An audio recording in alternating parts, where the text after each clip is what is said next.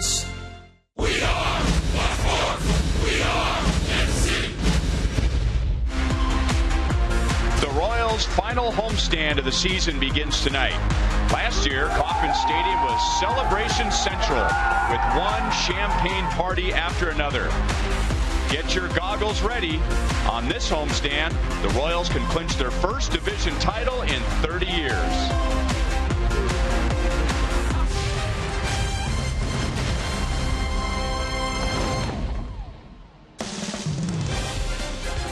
Royals baseball is presented by Academy Sports and Outdoors. Can you believe it? The regular season is coming to an end, and the Royals begin their final homestand of 2015 and a three-game series with the Seattle Mariners. Hi, everyone. Welcome back to the ballpark with Rex Hudler. I'm Ryan Lefevre. The Royals just went 4-6 on a road trip, and yet I get the feeling that when they clinch this thing, there's going to be a huge load off of their shoulders. They're going to relax and get back to playing the way they have most of the season. Do you agree? Totally agree. And what the fans can expect on this homestand is a lot of celebrations. But at 48-27 home record, they can expect a lot of wins. Believe me, this team's starting to catch their fire again and catch their wind. There were some amazing performances offensively on the trip. Mike Moustakas had a 9 RBI game. Omar Infante had a 7 RBI game, but none bigger than Kendrys Morales on Sunday with 3 home runs, 15 total bases. He's our most trusted player, brought to you by the most trusted brand, Honda. Whoa, I'm telling you, Morales, he's been really pulling his load this year, backing up Hosmer, giving him support.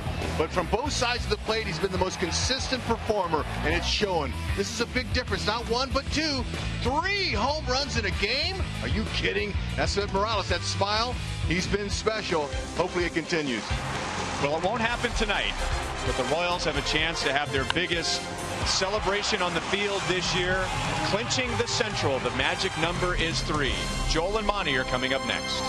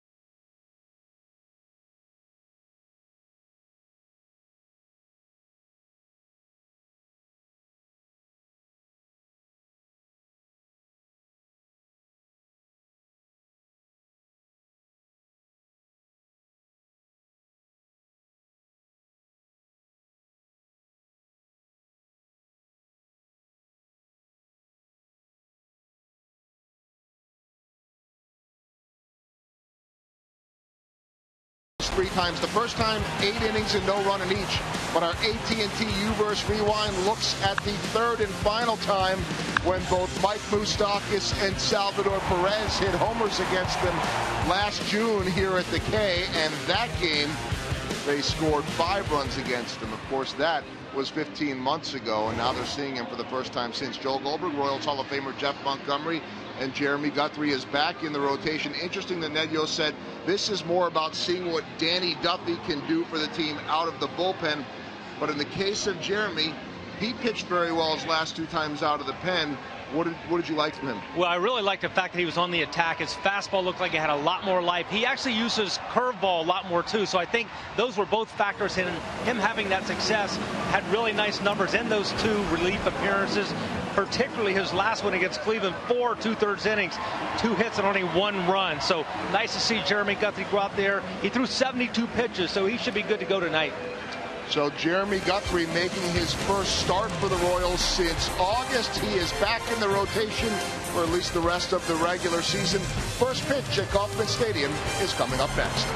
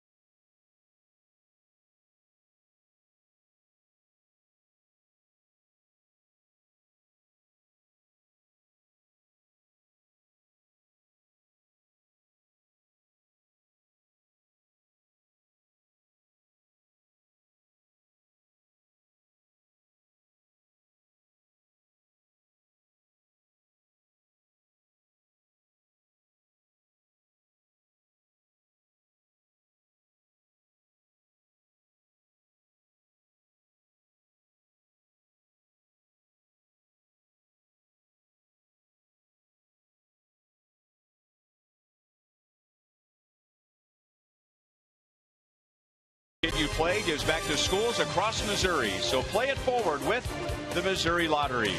And by your Kansas City Chevy dealers. Visit your local Chevy dealers today for great prices on all the new 2015 vehicles. Well, it doesn't feel like the end of the regular season. It was a warm day in Kansas City, but it is dark right at first pitch, so the days are getting shorter. And the season is coming to an end for the Seattle Mariners. Lloyd McClendon and his team had big expectations. They improved by 16 games last year over the year before that. And many predicted them to be this year what the Royals were last year, but they will miss the playoffs.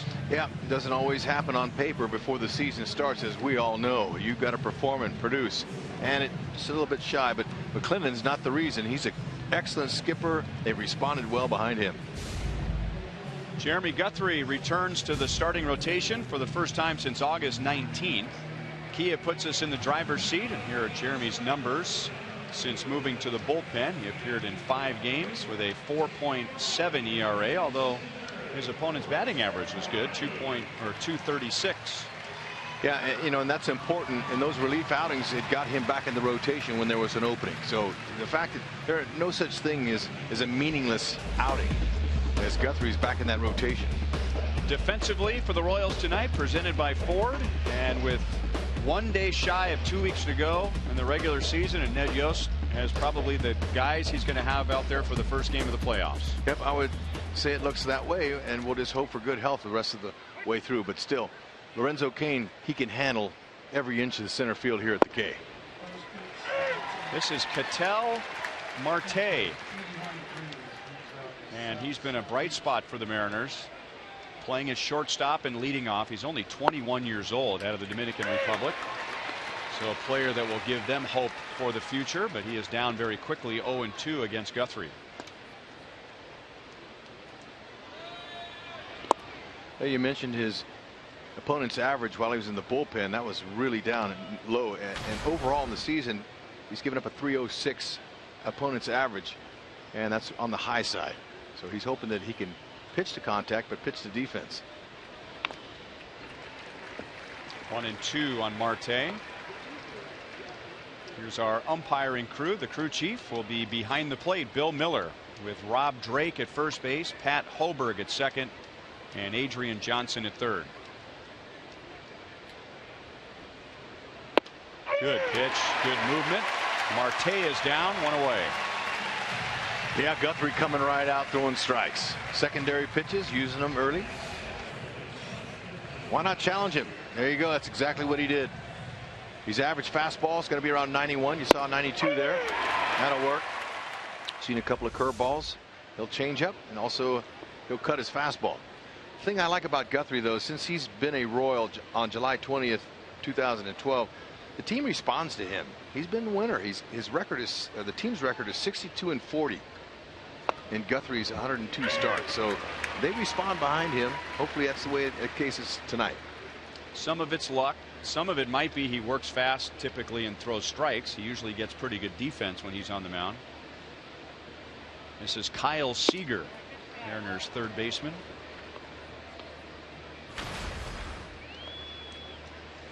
In a down year for the Mariners again. Gosh, how many years in a row have they struggled to score runs? 12th in the American League in runs scored.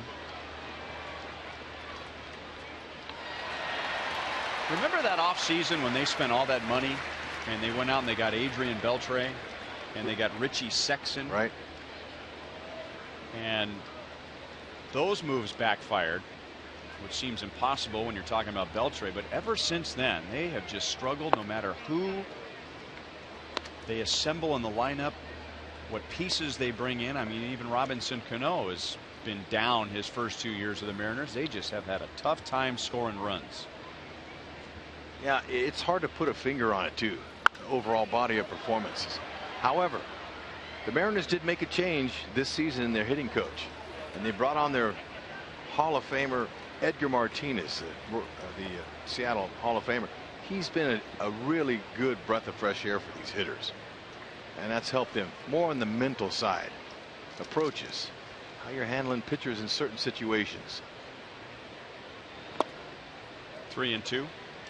You know, before Edgar took over, the Mariners were hitting just 238, and since he took over, they're hitting 270. So the numbers are there to back it.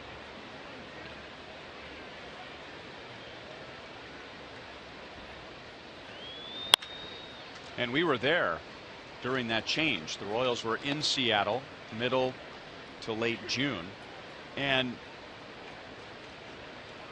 I'm sure there are many reasons for it, but more times than not, the best players don't turn into the best coaches. You're right about that. Hit hard into the right field corner and gone. Home run number 25 for Kyle Seager. It is the 26th home run allowed by Jeremy Guthrie, and Seattle takes a 1-0 lead.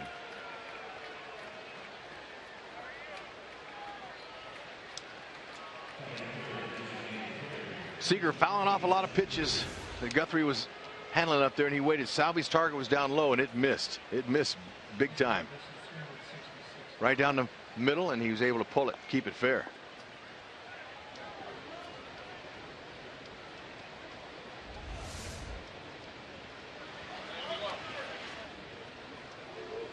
Well, here's a guy the Mariners have plugged in recently.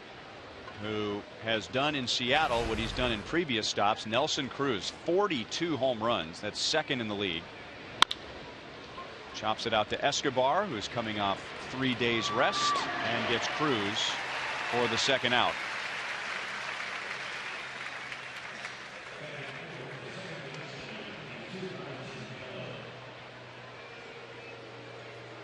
Well, this is a big night for Guthrie. The 5th starter going into the playoffs. That's not going to factor into the rotation unless there's an injury. So Guthrie is auditioning, if you will, for a spot on the playoff roster.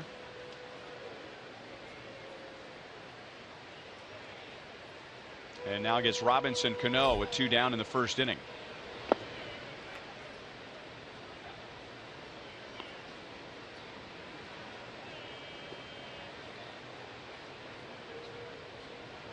Cano had an awful first half. He resembles the Robinson Cano we remember from the Yankees in the second half, and that's Seattle's second home run in the first inning, number 18 for Cano. And Seattle leads 2-0, and this is a mirror image of what has hurt the Royals over the past 2.5 weeks. Opponents doing to the Royals what the Royals have been doing to opponents, and that's jumping out to an early lead. A couple solo shots early on some Guthrie mistakes. Talked about the opponent's average of over 300 against him, and it's pitches like this that get him in trouble. He's got to get that 2-seam sinker down and work some cutters. Curveball there was out over the middle of the plate, but got to find a way, keep that ball down and execute your pitches, or they'll let you know. 93 up in the zone, just a good easy swing, caught it. It was already elevated for him. Just put a level swing on it. Good pitch to Franklin Gutierrez.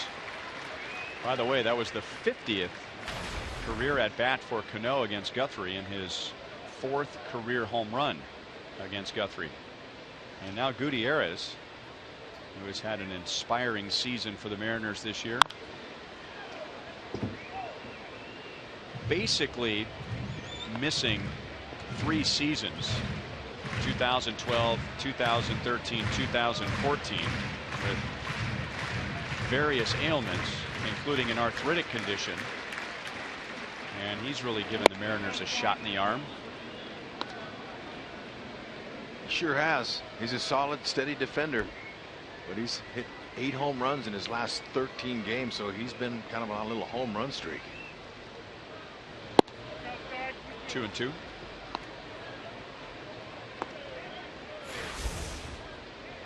Most at bats per home run. Gutierrez is in front of Giancarlo Stanton, Bryce Harper, Chris Davis, Mark Teixeira.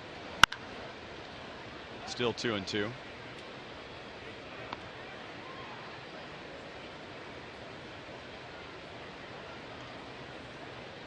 His ratio, by the way, is the best in Mariners history.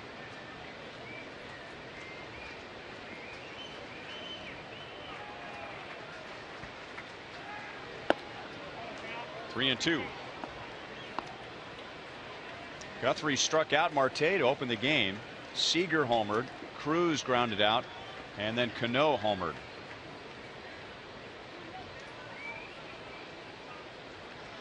And this is pitch number 25.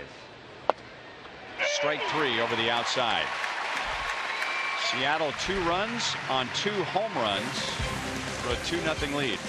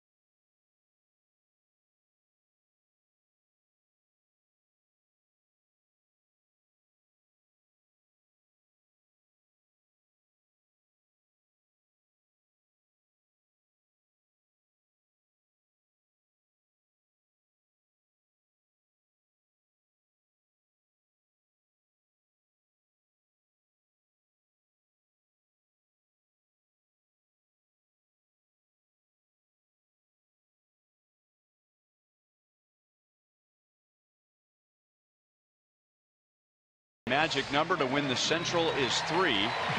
Minnesota is at home against Cleveland, and it's the second straight series for Minnesota where they are facing a team that's just as hungry as they are to get into the wild card. They're beginning a series with the Indians after finishing a series with the Angels.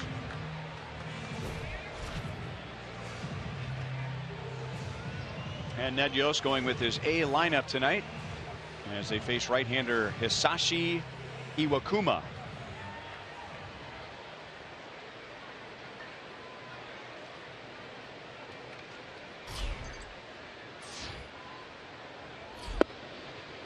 Alex did not play on Sunday in Detroit after playing 6 consecutive games on the road trip, and Alex steps in here hitless in his last 15 at-bats. Iwakuma, he's going to be tough. Likes to keep the ball down. He's a very aggressive with his sinker, with his fastball, and his split finger combination. So it's going to be sinkers, split fingers. The split finger with 2 strikes, he tries to bury it in the dirt to get the guys to swing and miss on. It's a good pitch. Not overpowering, very smooth delivery. Has a little bit of hesitation, a little pause in his delivery, like most Japanese-born players do. And he's a good command pitcher. Opponent's only hitting 238 off of him. When he makes a mistake, you can't miss it. Pulled foul, 2-2.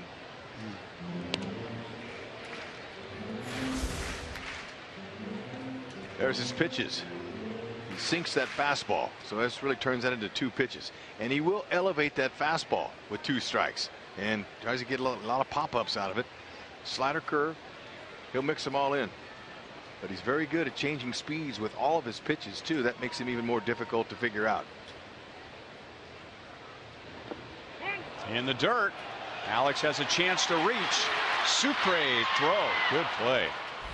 He had to pick up that ball, throw on the run, and he was a step away from all the little gadgets on the Royals on deck circle.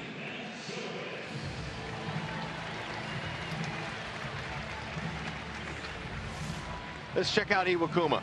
He comes up there, he kind of kicks that leading leg out there. He'll kick it maybe once or twice. Sometimes that, is deceptive. But Sucre, nice off balance throw. Young catcher that has a good arm.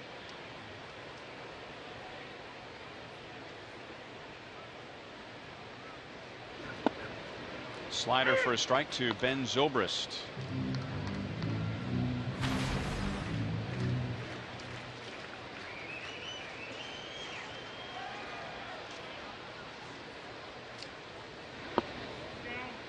A little bit low, 1 ball, 1 strike. He's going to work that bottom part of the strike zone like a machine. He really has a good release point. He's able to repeat his delivery almost every time up there.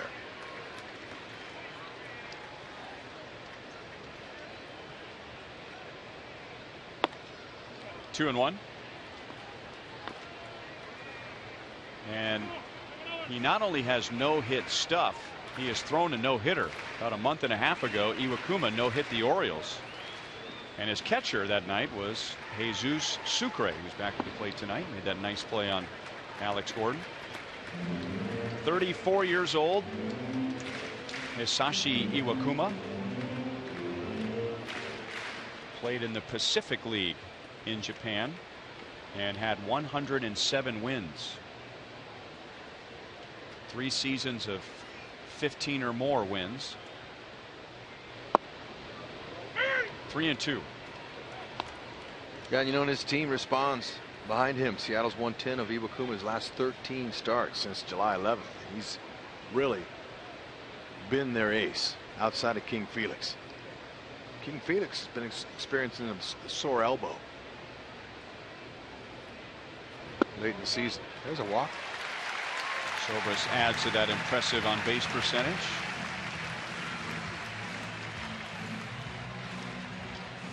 The metrics say that the Mariners have had a bad year defensively. We've been looking at defensive runs saved all year, and that statistic says that the Mariners are 2nd worst in the major leagues, -46. Well, they've kind of had a little rotating center fielder now. It's Brad Miller now, but they've kind of moved 2 or 3 different players out there during the season. Hasn't been the best defense they can put out there. But right now they think Miller's getting a good audition for next season in center. Kane misses a slider. Sucre, the catcher, we showed his nice throwing percentage. Over 30% of runners is always good. Anything over 30.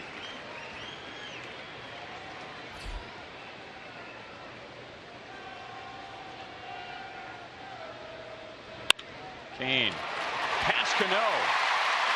Zobrist will round second and go to third. Cano looked like he was running in quicksand, trying to chase down that ground ball, and never did get his arm extended. So Kane has a hit, and the Royals have runners at the corners. A little slow out of the blocks. On contact, you see the two-seamer that was up. On contact, it looked like he was going to be able to knock it down at least and maybe get it out. But his first 2 steps were really slow. Well, we were just talking about defensive runs saved. And so instead of the second out of the inning, I don't think the Mariners are going to get a double play there, but they should get the second out. Instead, first and third for Eric Hosmer, who had a very good finish to the road trip with 6 hits in Detroit, including breaking a long home run drought. At the knees for a strike, and Hosmer thought it was a little low. If Iwakuma gets that pitch tonight, it's going to be a long night for the offense. That's a really good pitch. I mean, that's where you want to execute every time. Best a hitter can do is hit it, but chances are he hits it at somebody. Oz wants to get one up, get a sac fly at least. Little half swing and 2 down.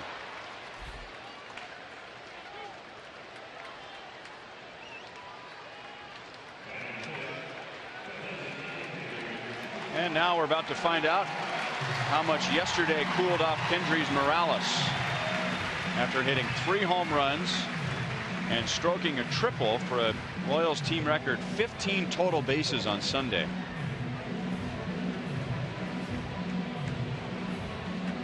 And it just seems like he comes up at the right time. With 2 outs, he's been nails all year long. Let's see if he can come through tonight.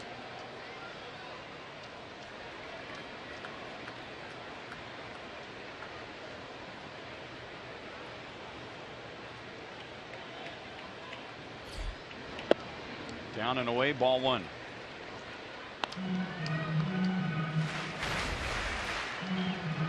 That is also a Royals franchise record.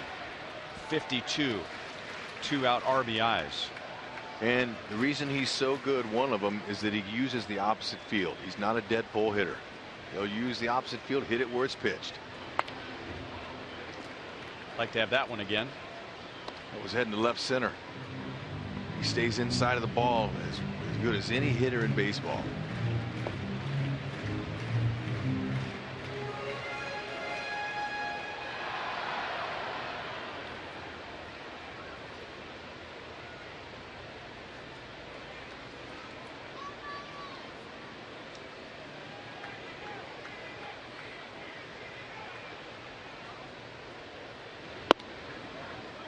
Got the call. It is a very pitcher-friendly strike zone, and the top of the first ended with Franklin Gutierrez questioning Bill Miller on a called 3rd strike.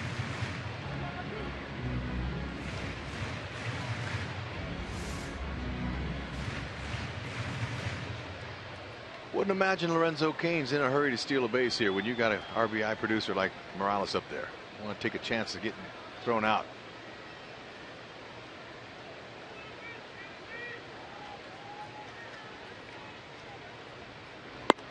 Tried to get him to chase a high fastball. 2-2. Morales became the 8th Royal to hit 3 home runs in a game, and the first since Danny Tartabull in 1991.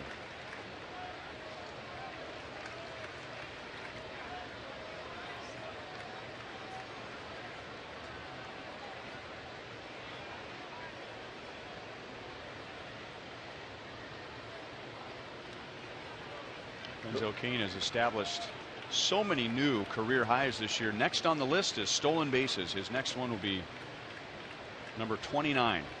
Great. May not be in this situation here, although Iwakuma doesn't know that. He's They'll step off like he just did a lot, try to disrupt the timing of the jump. This, if the situation does present itself, this could be the right guy to start running on. I mean, everything is down. Sliders are down, a lot of splitters, as you pointed out. Yep. Even his fastball he keeps down, which makes it a little harder on the catcher.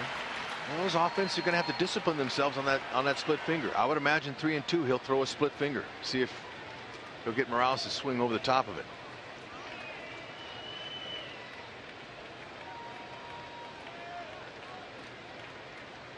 Kane runs and Morales strikes out. Iwakuma gets 2 in a scoreless bottom of the first inning.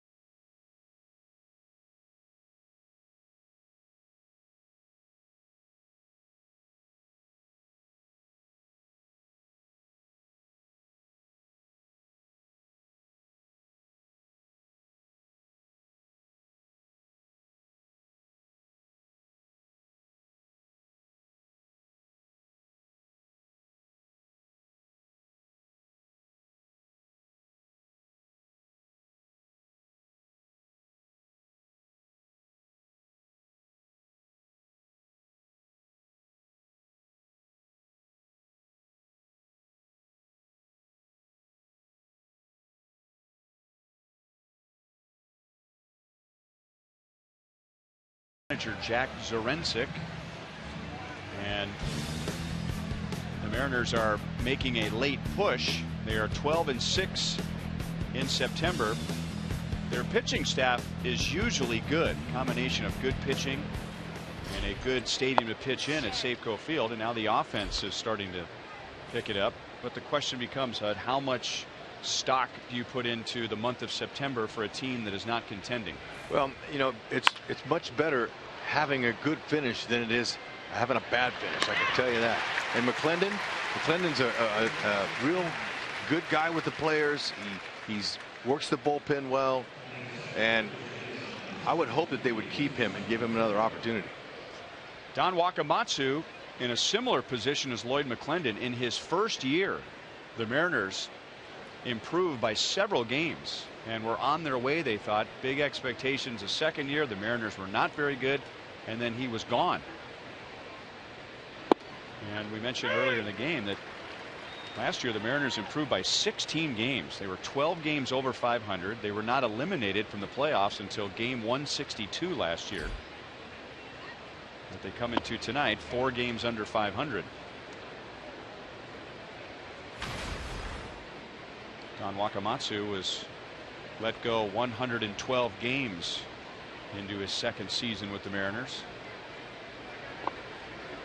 It's a tough job, but you know, talking with Wakamatsu over the last couple of seasons about managing and how tough it is to manage young players today, there was some miscommunication, you know, by the media and to the players, and there was a couple of veteran players on the team that came out and said some things in the paper, you know, things like that. There's a lot of stuff that was out of Wakamatsu's control. 2 up, 2 down against Guthrie. He allowed solo home runs to Seager and Cano in the top of the first. Lloyd McClendon has also managed the Pittsburgh Pirates. So the Angels are a half game behind Minnesota. They just gained some ground on Minnesota. Now a game and a half behind Minnesota's Cleveland, and now the Indians and Twins are playing. So we're keeping an eye on Minnesota for the division title, but Minnesota, they're keeping an eye on the Angels, the Astros, and the team they're playing, the Indians. Yep. Most importantly, you got to keep an eye on what you're doing and just worry about yourself and execute your pitches and try to get your big hits and try to control the win-loss column if you can.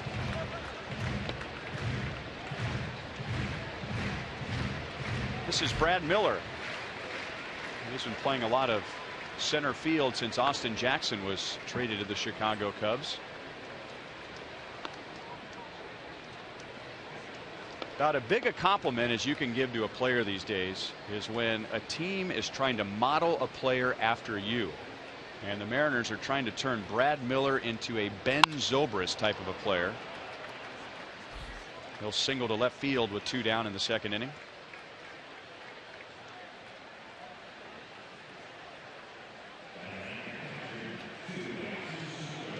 Get closer to the action here at Kauffman Stadium with our Royals Memories program. You can choose amongst a variety of unique opportunities, such as taking a photo on the field, a front row pass to watching batting practice, and many others. All experiences are available for purchase each game exclusively through the MLB.com ballpark app. 1 on 2 out to Jesus Sucre, the Mariners catcher and number 9 hitter.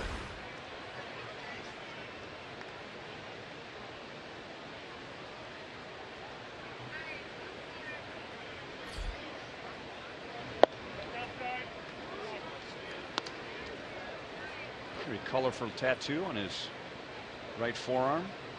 Yep.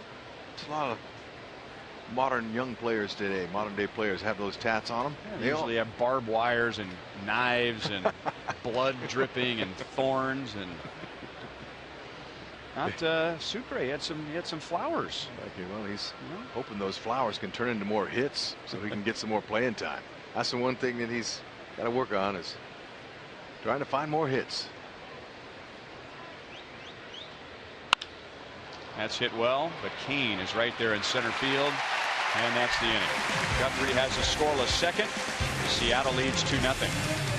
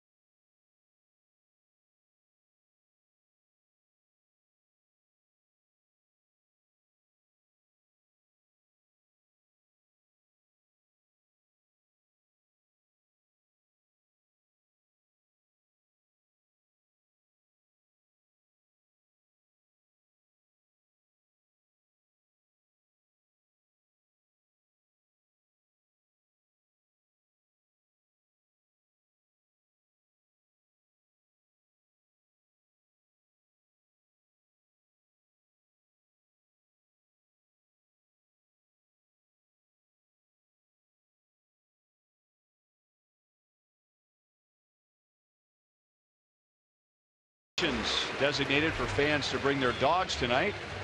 Students, don't miss out on the last student night. It's tomorrow.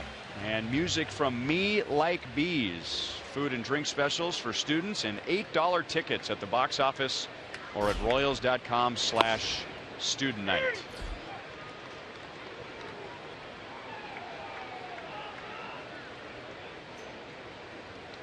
Mike Moustakas, Salvador Perez, and Alex Rios. 1-1 on Moustakas. He had that huge night 2 Saturdays ago in Baltimore. 9 RBIs and finished the road trip with 4 home runs and 13 driven in.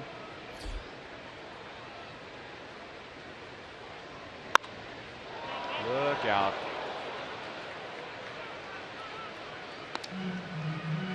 It's got to be rough when the fan in front of you, that guy there, he had a glove, he stood up, looked like he had it, and the guy in the back got blocked. He couldn't see it, and it hit him right in the arm.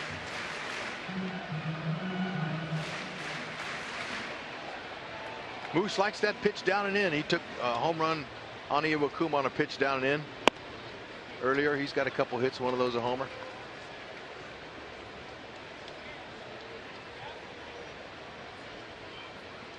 Going to have to find a way with 2 strikes to lay off of that split finger. It looks like a fastball, and it really sinks down low. There it is. And in the dirt, Sucre picks it up and gives Moustakas nowhere to run, and that's Iwakuma's 3rd strikeout, all on that pitch.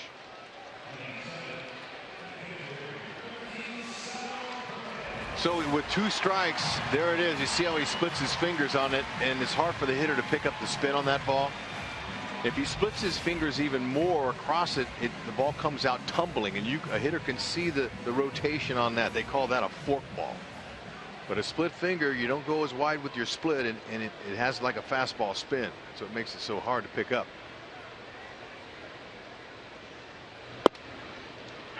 Can't let many of those go by against this guy. No, and you're going to have to use the opposite field. Just try to keep your hands inside and find holes out there in right center. Slow breaking ball. 0-2 on Salvador Perez, who had 7 runs driven in during the road trip and hit .351. He got Sunday off and had a lot of fun with Kendrys Morales in his 3 home run effort in the dugout. So with yesterday's off day, that's 2 days off for Perez.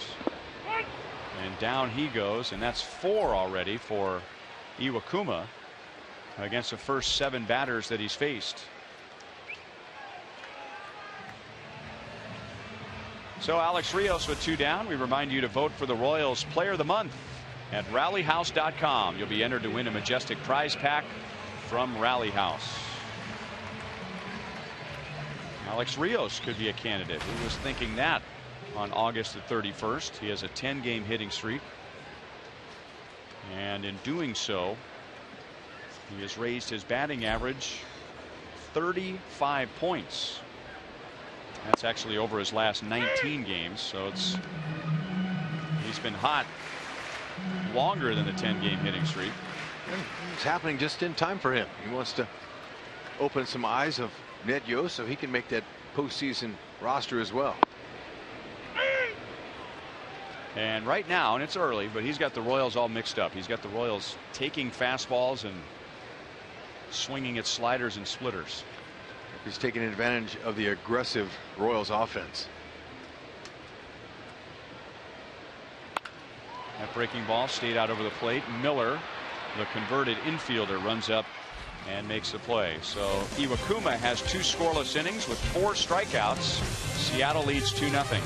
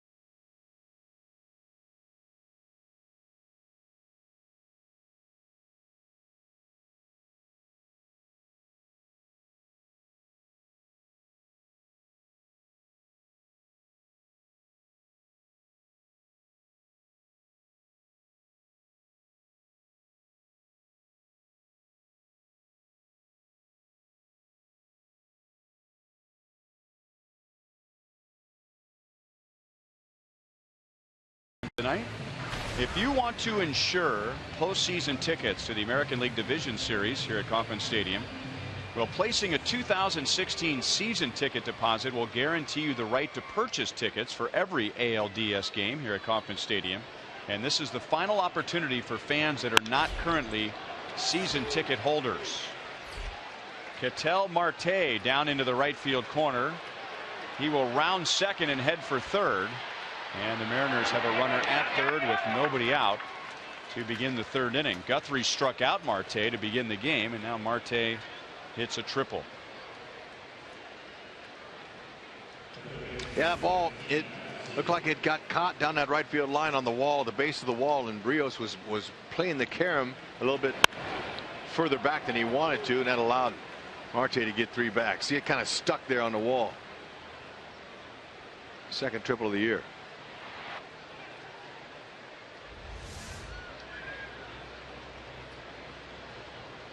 Ned Yost playing the infielders in. Want to give him any more on the ground anyway. Especially the way Iwakuma has looked in the first 2 innings. No question about it. Kyle Seager homered into the right field corner in the first inning, his 25th of the year, and also picking up his 70th RBI.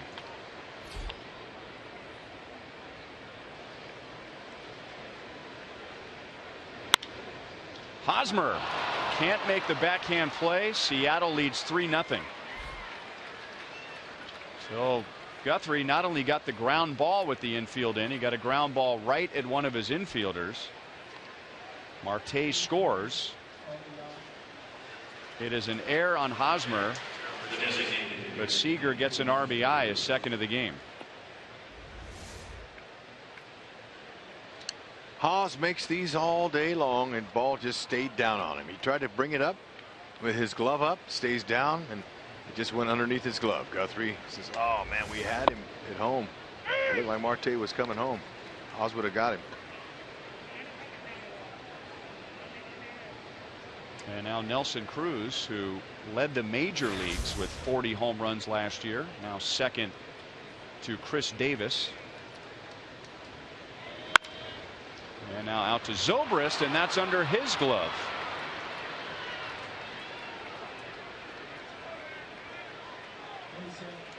That'll be a base hit.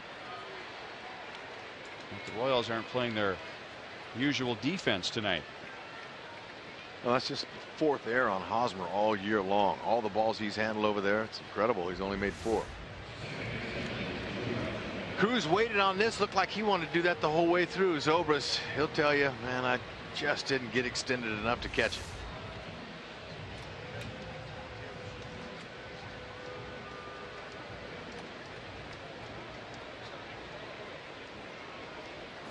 Robinson Cano homered to right field in the first inning, his 18th, his 4th career home run against Guthrie.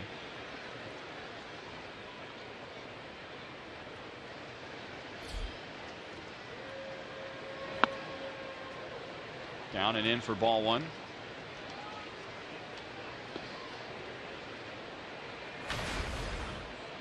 .251, 6 home runs in the first half, .326, and 12 home runs, including tonight in the second half.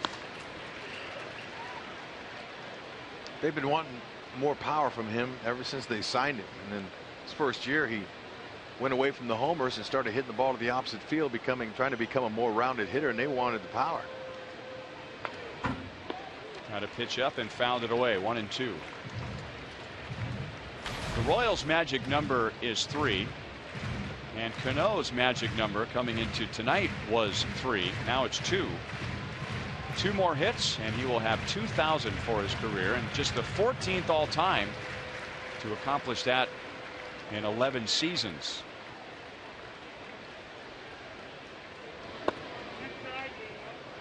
Two and two.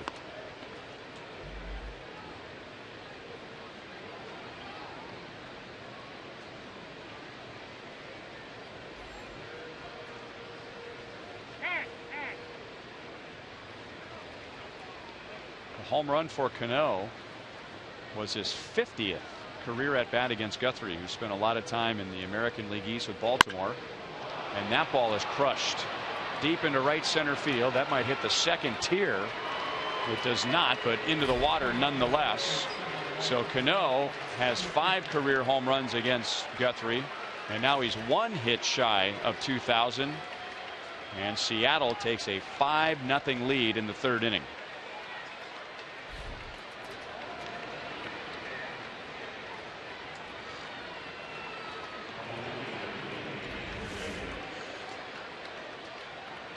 Two-seamer that Cano didn't give up on. Just stayed inside of it, got up underneath it. Talked about his home runs. You know, he hit a whole bunch of them in his time with the Yankees. Cano did. 8 years with the Yankees. He had you know, a ton of homers. 25, 29, 28, 33, 17. And then last year with Seattle, he only hit 14 home runs. So people want to know what happened to Cano. Well, nothing. He just kind of changed his hitting around a little bit. And see, up in Seattle at Safeco Field, their right field porch is almost as reachable as Yankee Stadium. Maybe not quite as easy, but he just kind of went away from it. But now he's got it back tonight. 2nd homer. I said 5-0. It's 6-0 Seattle. Cano has driven in 4. The Royals have also had an error in this inning, and a play that could have been made, although it would have been a very good play. Still nobody out. Gutierrez struck out looking at a slider in the 1st inning.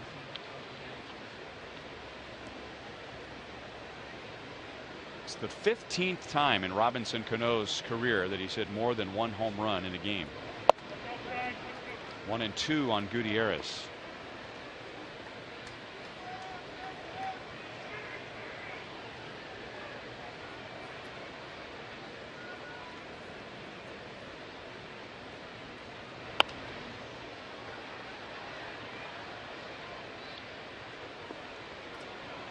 Gutierrez, with various intestinal ailments, played in only 40 games in 2012, 41 games in 2013, and 0 games last year. Gold Glove winner in 2010. Bright future ahead of him. And just a lot of ailments, including, for those in the medical field, ankylosing spondylitis, which is akin to arthritis, where it's just chronic aching of the bones and muscles. You know, we were in town back in June when he came back, and the fans really appreciated it. His teammates, they were all really happy for him after what all he's gone through, and not just for him to become a big leaguer again, but for his production. That ball's hit well to right field. Rios at the track, leaping up against the wall, and it's over his glove.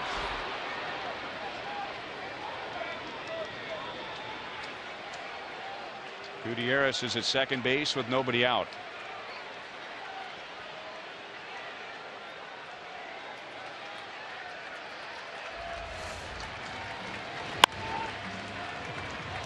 They just aren't missing any of Guthrie's pitches that are out over the middle. Staying inside.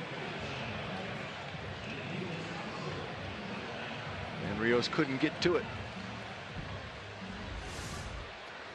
Looked like he had a beat on it, but ball just got over his glove.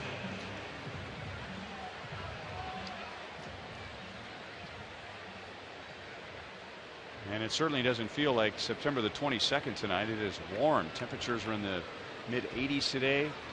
Still some humidity, and that helped that ball carry out to right field. So the first 5 have reached, and now Seth Smith fouls it away, and the Royals go to work in the bullpen. Miguel Almonte begins to warm up with pitching coach Doug Henry behind him.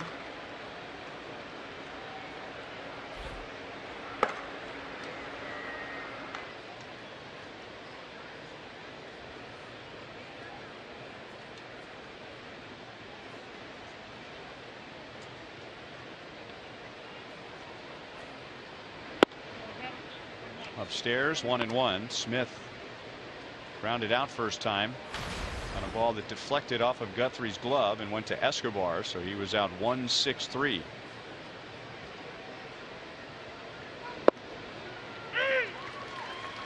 One and two.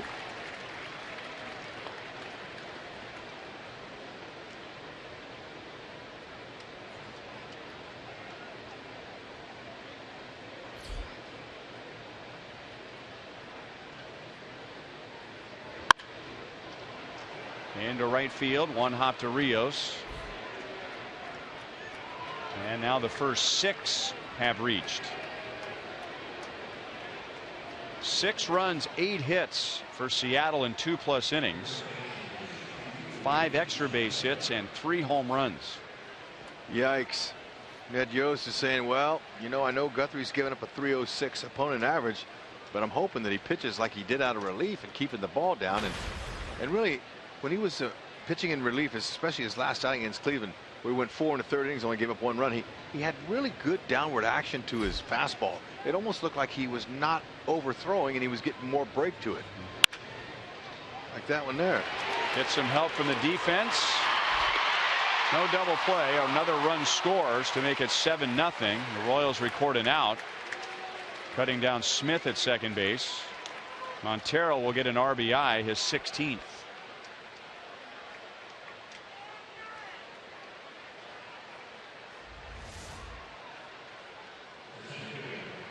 Almost found another hole. Moose making a nice play. Couldn't quite get it out of his glove in time. Had he, they might have rolled that double play. But great stop.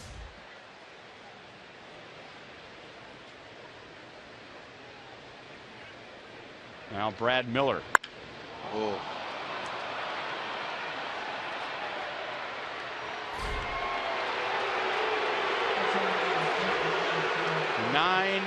Nothing Mariners. They have hit 4 home runs in fewer than 3 innings. That is number 10 for Brad Miller.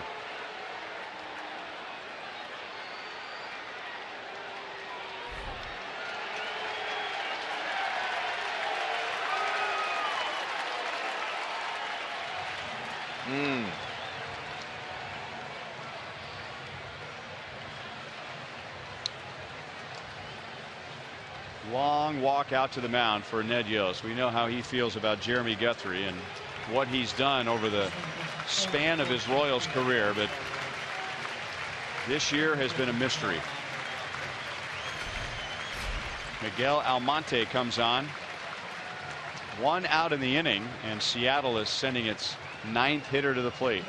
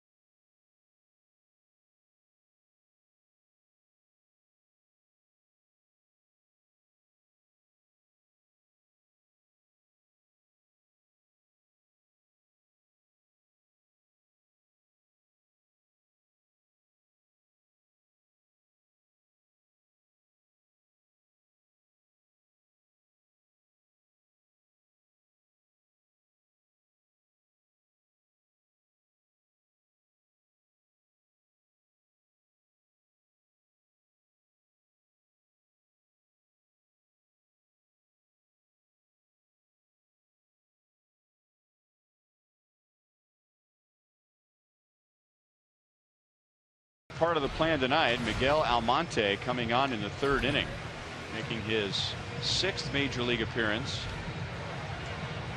And coming on with Seattle in front 9-0. 9 runs, 9 hits, 4 home runs.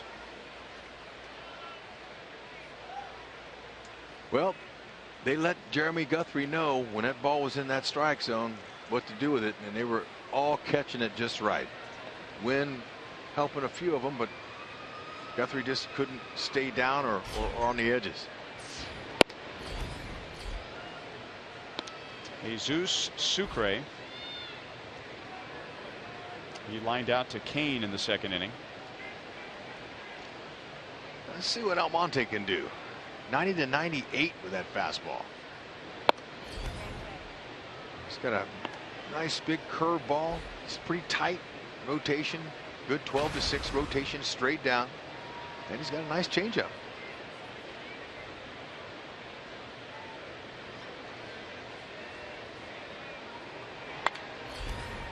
Two and one.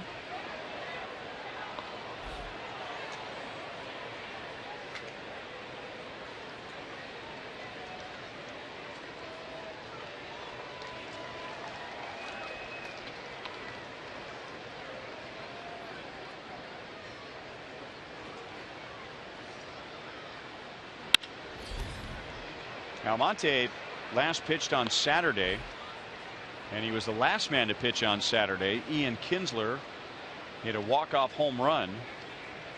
It was Almonte's second inning that night. It was the second home run for Kinsler against Almonte. He homered against Miguel in Miguel's big league debut. Got the call. Thank you, Bill Miller. 2 down. Now there's a look at that curveball. When it's executed like that, boy, that's tough to hit. Great location.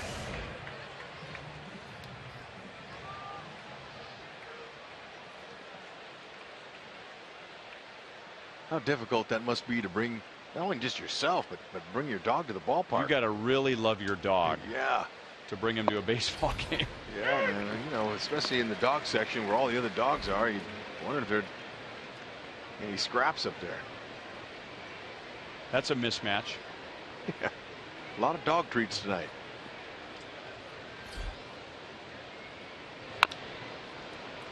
This 7-run inning began with Ketel Marte's triple up the right field line against Guthrie.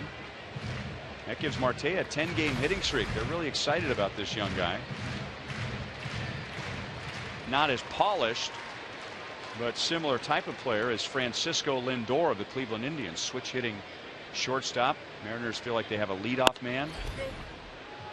Very energetic, positive player. Gives the entire team energy.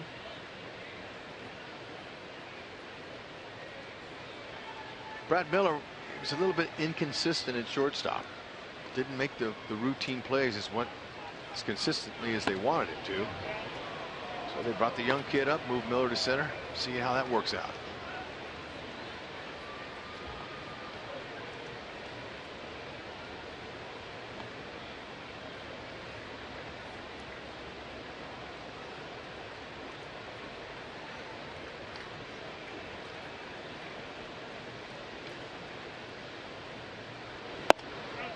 Full count. There's the thrill of getting to the big leagues, which Marte has experienced this year, and then one of your teammates is your idol. Robinson Cano. That's who Marte idolized growing up in the Dominican Republic, and suddenly they are teammates. And now Almonte walks him with 2 down. So Marte has been on base twice in this 7-run third inning. Showing some pretty good plate discipline. That's his 20th walk this year.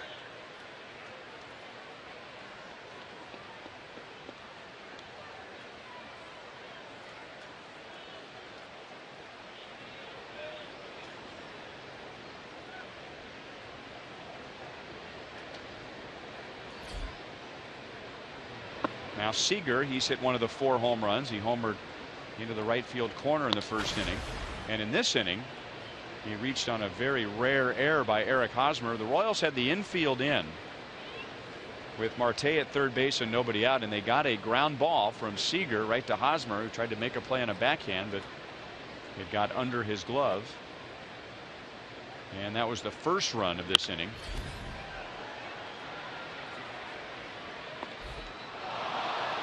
Seager's a cornerstone type of player. He's a guy you can build your team around. There's no way that they were going to even offer to trade him at any point. Whenever his name came up in a trade, they said, you can't have him. Solid third baseman, and he can rake.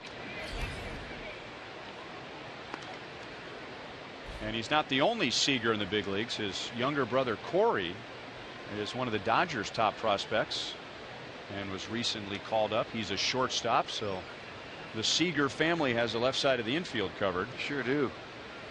You know, they're even talking about whether he's going to play over Rollins in LA or not. That's how good he is.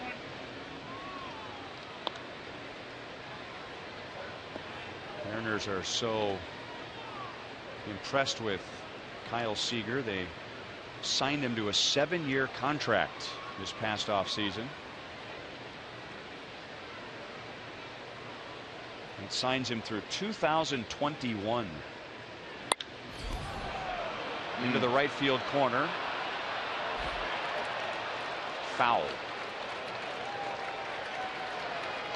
Well, when that left Seager's bat, I could tell by the way he took off, he thought it was going to stay fair. But just a tad too much top hand on it, not enough bottom hand. It hooked it.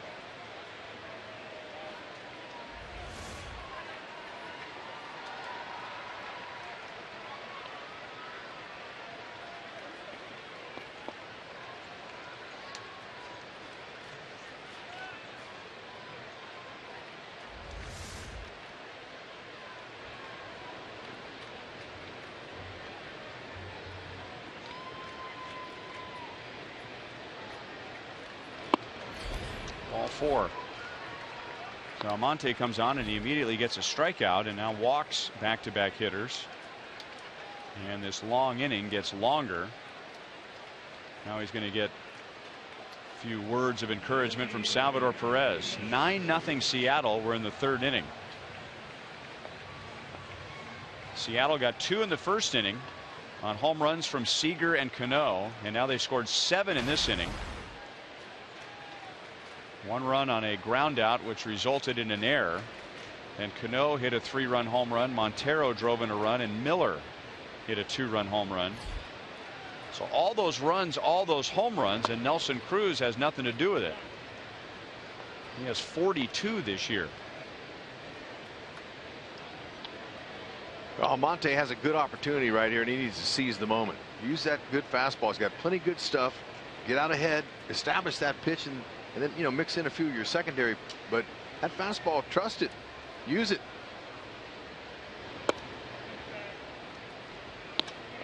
'90 to 98. When you change speeds like that on that pitch, that'll mess up the hitter's timing just with that pitch alone. Changing speeds on it. This is a time where you say, all right, it's my game, and I got everything to lose or to gain. Nothing to lose here, nothing at all. Let's go out and establish that you could be a dominant pitcher. This looks like he's maybe pitching a little indecisive. He's not real convicted with his pitches here.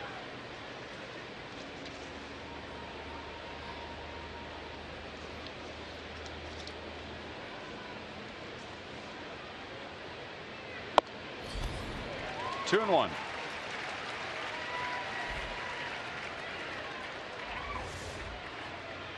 There it is, that little low 3/4 delivery there. That adds a little bit of extra downward angle to the pitch and a little bit of a movement into the righty.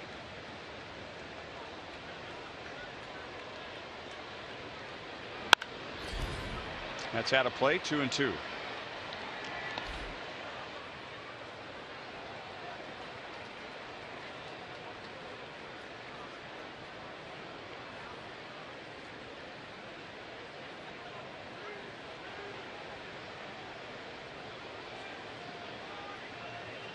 Royals took 2 out of 3 from Seattle back in June.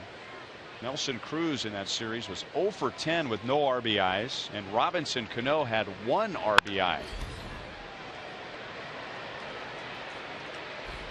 Rios in right field. He'll bring it down. Cruz has not driven in a run tonight, but Cano has driven in 4. Seattle gets 7 in the 3rd.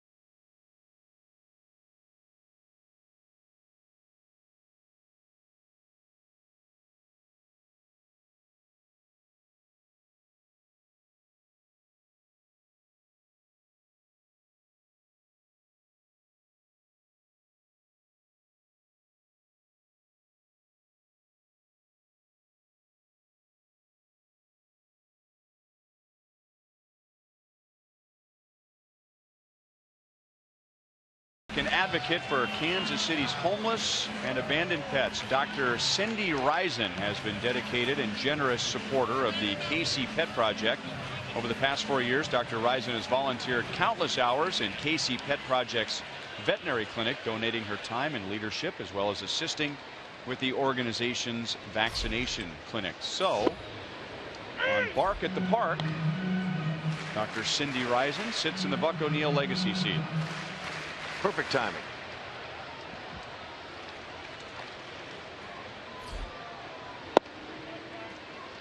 Alcides Escobar is back in the lineup for the first time since Friday, when he was drilled on the left elbow, and he has a bigger, bulkier elbow pad.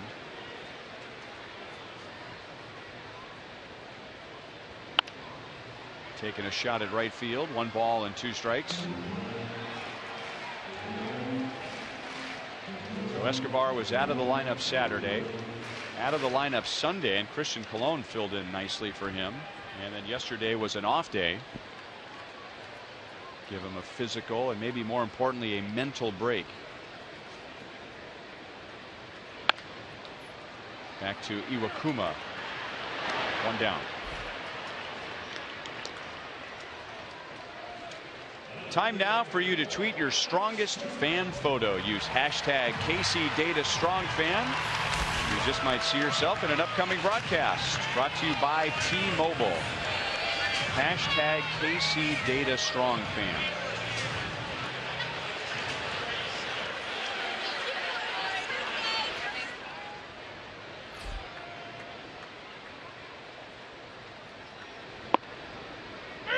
Fastball with some movement and a strike to Alex Gordon. He struck out in the first inning. Iwakuma struck out 4 in the first 2 innings.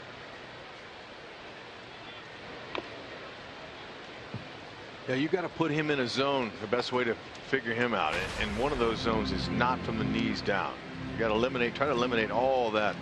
If you can, look up in the zone. Show a little bit of plate discipline if you can. But he's known for his movement. Heavy sink to the split finger. His fastball has some sink. Hit hard and caught at first by Montero. That's all you can do there. Good rip.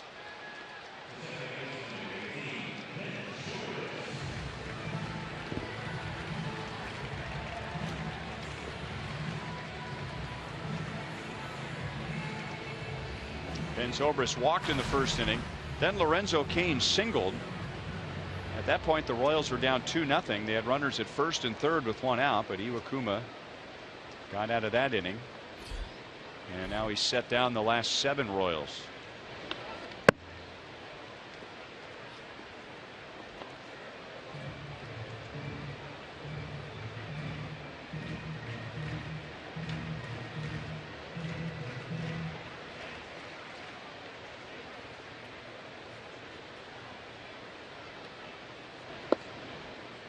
One and one.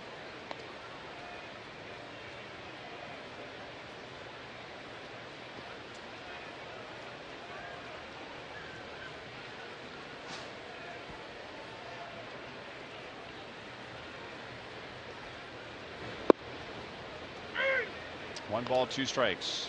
Iwakuma pitching with a huge lead, but pitching like he doesn't need a huge lead. He's been able to pretty much put the ball wherever he wants it tonight. Well, he's just so smooth with his delivery, and he knows himself very well. He knows all of his pitches. And he throws strikes.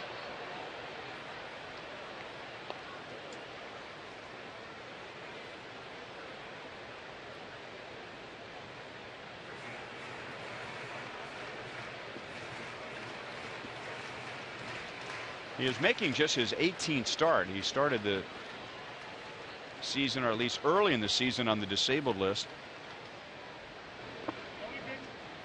Zobrist checks his swing. Iwakuma had a strained right lat, which is the big muscle behind the shoulder.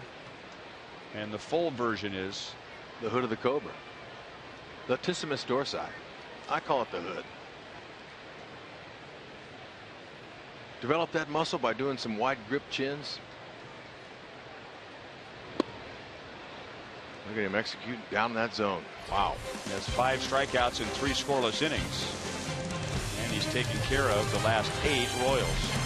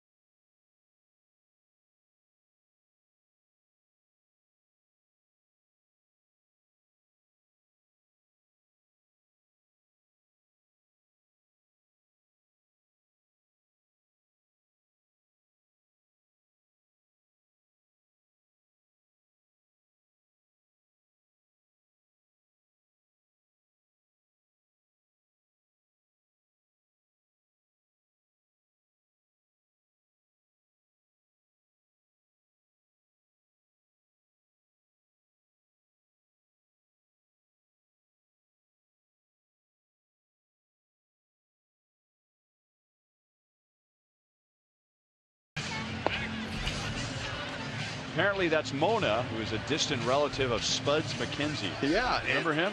Yeah, Mona's wearing the crown. And the moose horns. Robinson Cano will lead off the top of the 4th inning.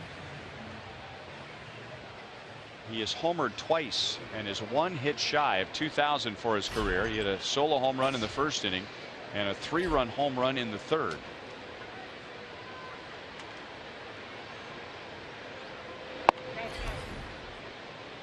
This is Miguel Almonte starting his 2nd inning in relief of Jeremy Guthrie.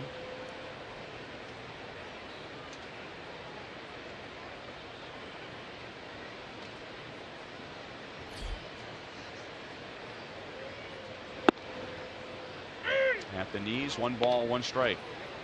All this offense for Seattle with a pretty big strike zone from the crew chief Bill Miller. Seattle scored 1 in the first, or 2 in the first, 7 in the third. Cano had a vicious rip. 1-2.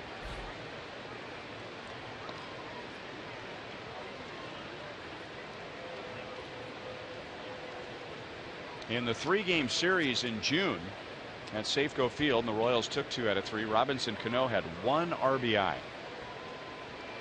And now in the first 3 innings tonight, he has 4. Yep, teams that don't have much to play for, they sure do love playing contending teams. And Cano tonight is responsible for our Jeep drives of the game. Yeah, he made some good contact on that one. This one here, very similar. The ball was in a little bit more, and he made even better contact on that one.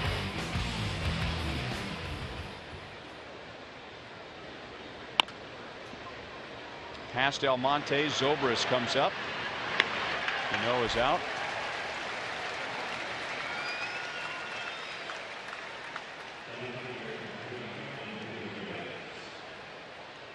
And up comes Franklin Gutierrez.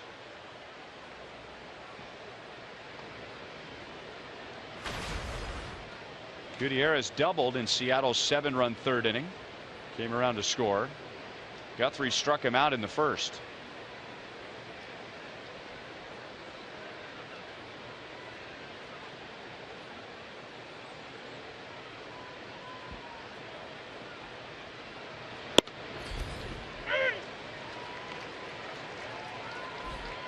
There you go. Go right after him with that pitch.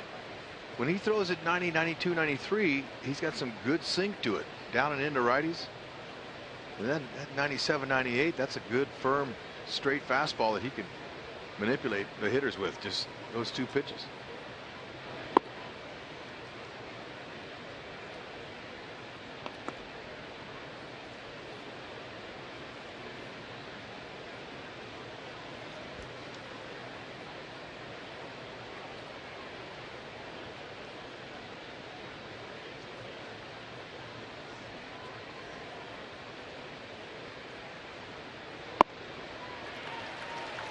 One and two.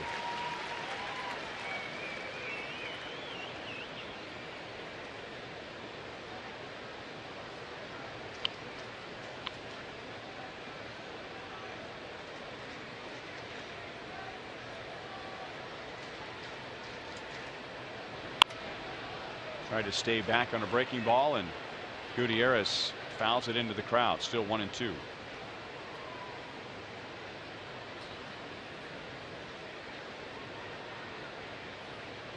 Gutierrez has really bulked up. He was more of a slender, speedy center fielder before all the trips to the disabled list. Now hitting for power, and Mariners are using him in left field. Oh, he had a lot of time, to build his body up during that time he was injured and had that disorder that he had.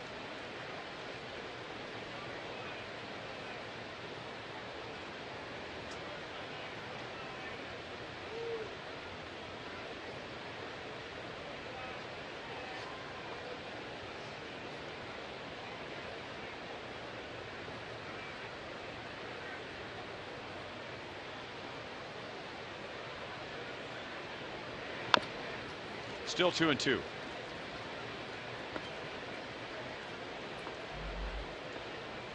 Gutierrez came up through the Dodgers organization, but we first saw him and his ability to play the outfield with the Cleveland Indians. He hit his first 3 major league home runs against the Royals and hit all of them against left-hand pitchers. That was a specialty of his early in his career. He really could hit lefties. He has struck out twice tonight against righties. That is his second strikeout for Almonte, and 2 down in the 4th inning. 9-0 Seattle, and they have played better on the road than they have at home. Our Toyota League leaders shows us that it hasn't been just this year for Seattle, but over the last 2 years, the Mariners trail only the Royals with best road records. Royals are 17 games above 500 the last 2 years away from Kauffman Stadium. That's outside to Seth Smith. And it goes for Iwakuma. In 7 starts, he's got a 4-0 record on the road. I knew the Royals would have their hands full tonight, but I didn't realize that Guthrie would miss his target as much as he did, and they got such a big lead on him. But Iwakuma is as advertised.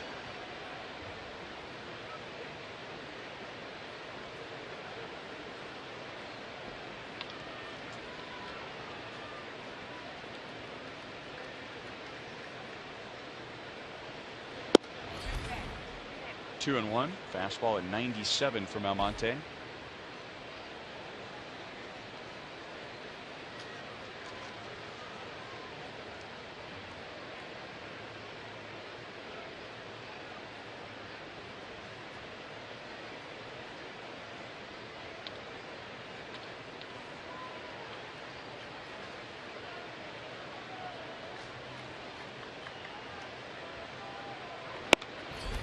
And now 3-1. Montero is on deck.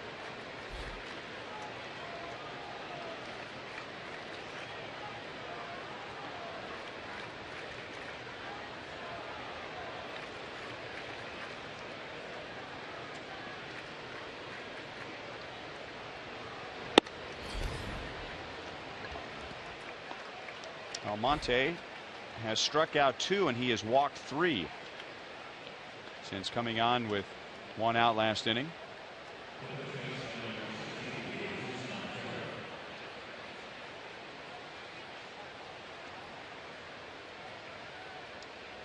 Jesus Montero 0 for 2 tonight, but he has a run scored and an RBI.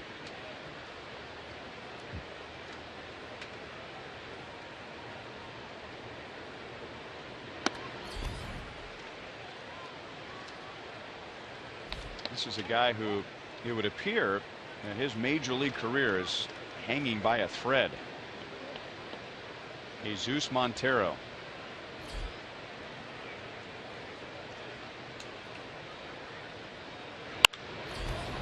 Drilled to center field. Kane is back. It's over his head and it's over the wall. The Seattle Mariners have hit 5 home runs in 4 innings. And their lead is 11-0.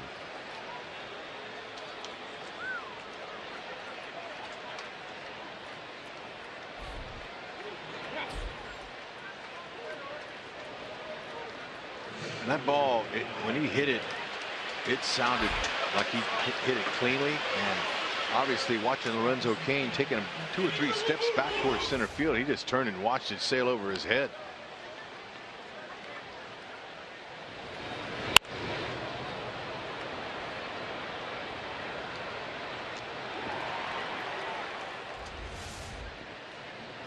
And now Miller, he has one of the home runs. That'll go back into the crowd. And 5 home runs, that's not even the most that Seattle has hit this year. They have a 6 home run game. They did that against San Diego back in May.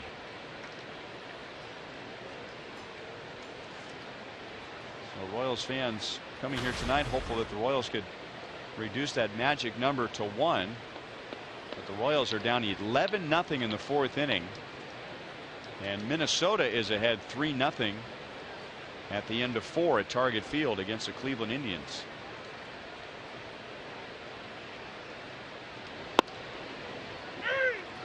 Oh, 2.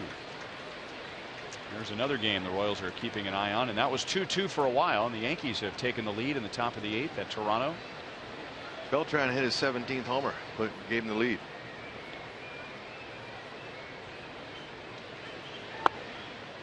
One ball, 2 strikes.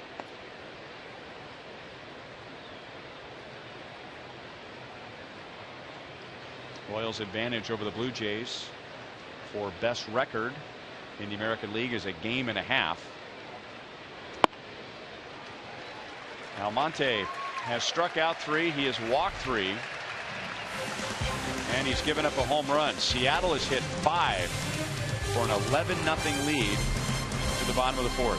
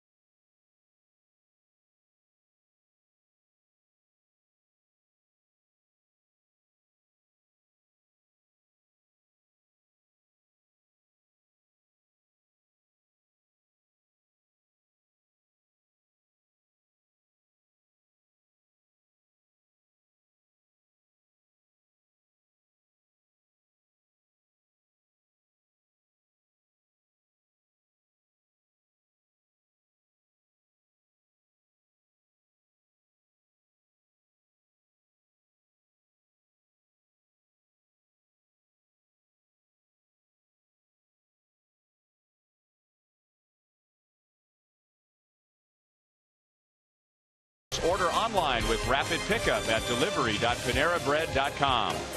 By Menards, save big money at Menards on all your home improvement needs. And by Chrysler, celebrate 90 years of innovation and get a great deal at the Chrysler Anniversary Celebration event.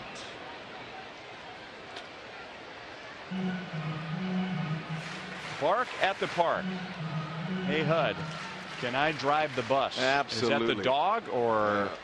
Anyone who wants to drive, you're welcome. Okay. Shallow right center field, and a fine running play by Seth Smith. Charging in from right. Kane is 1 for 2. So Iwakuma is pitching well. He has 11 runs of support, and the defense has made a few good plays behind him already. Other than that, it's been an awful night for the Mariners. They are doing everything right, pitching and hitting and defending.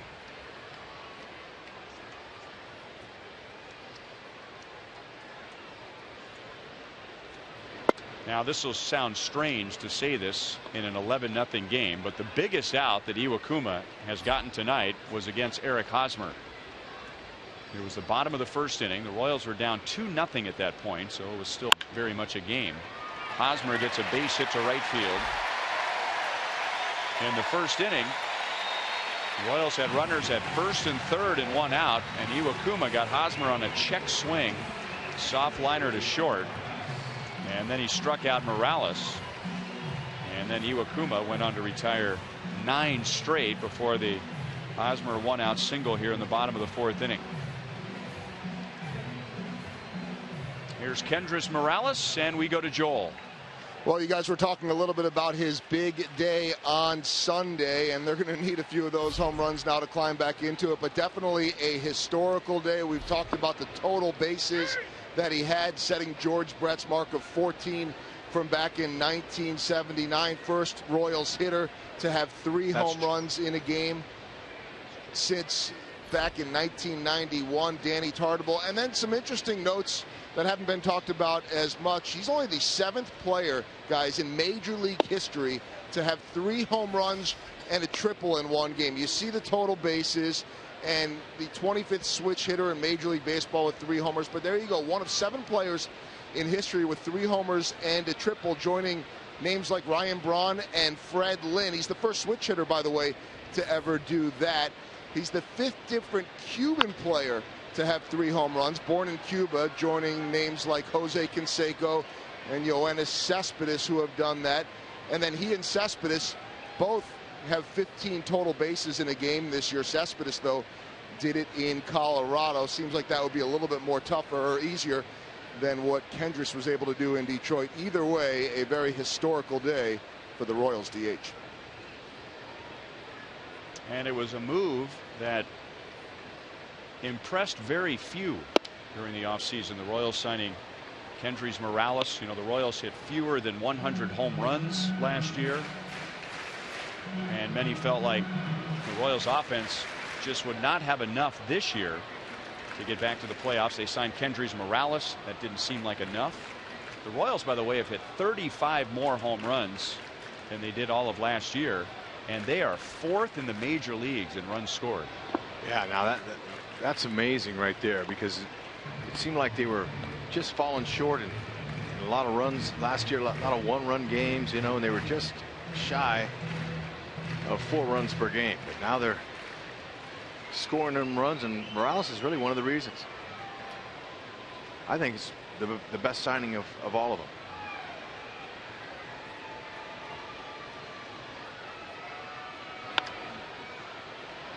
So I say to you, in spring training, Alex Gordon is going to miss 8 weeks. Omar Infante is going to hit 220. Alex Rios, up until about 2 weeks ago, is going to hit 232, and he's going to break his hand. And Alcides Escobar is going to hit 252 going into the final homestand of the season. And you would say the Royals are going to do how well on offense? Well, my next question was, well, who's doing the damage? Got to have some guys picking up some slack. And that's what we're seeing here. Morales, Hosmer, Moose has picked up some slack. Zobrist coming in has helped him. And of course Salvador Perez with 20 home runs.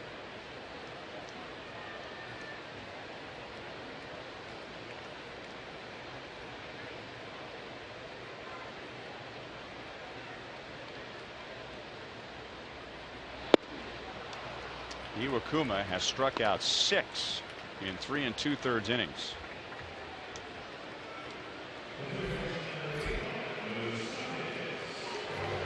Now 2 down in the bottom of the 4th inning.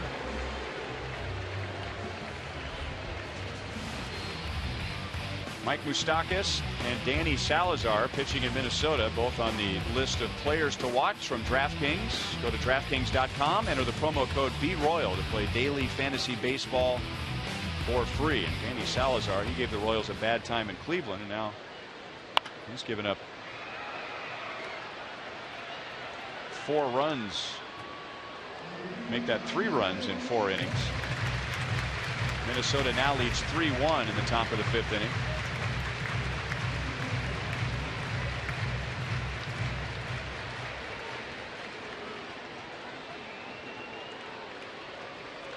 Moustakas struck out swinging at a splitter first time up.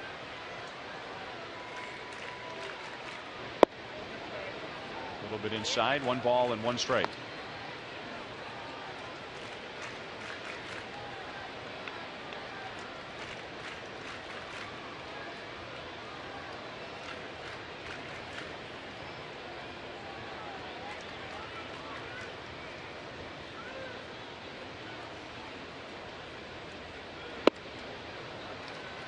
One and 2.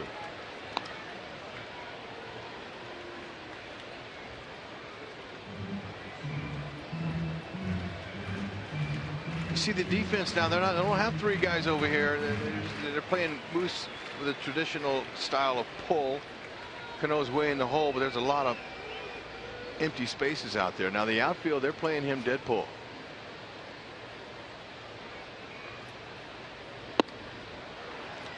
Moustakas is down on strikes, and Iwakuma, with an 11-run lead, has struck out 7 in 4 scoreless innings. Cruising.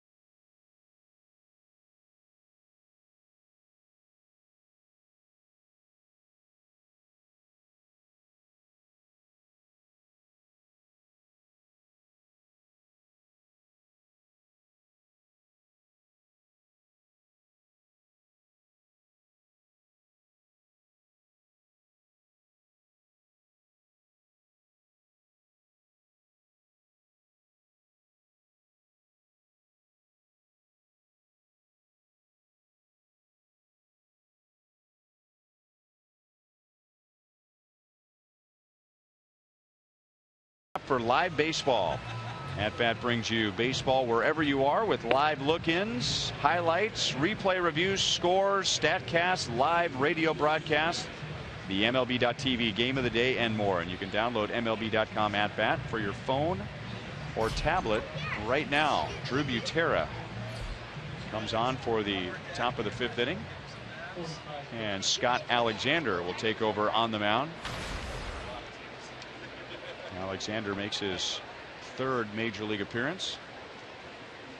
He'll get Jesus Sucre, Ketel Marte, and Kyle Seager. If you're just tuning in now and wondering what in the world has happened, the Seattle Mariners have hit 5 home runs in the first 4 innings.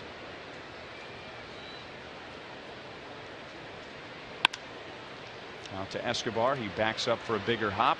Knows that he has a catcher running and throws him out.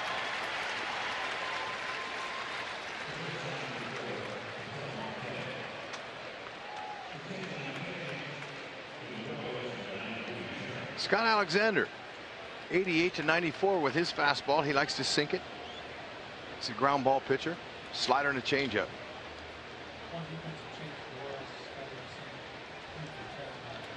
He's lowered his arm slot a little bit. He doesn't come up on top the way he used to. He throws a little bit more on the side to get some more sink to his fastball.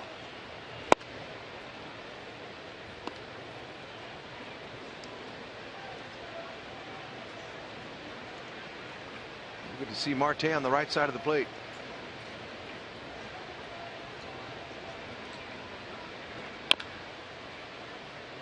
One ball, one strike.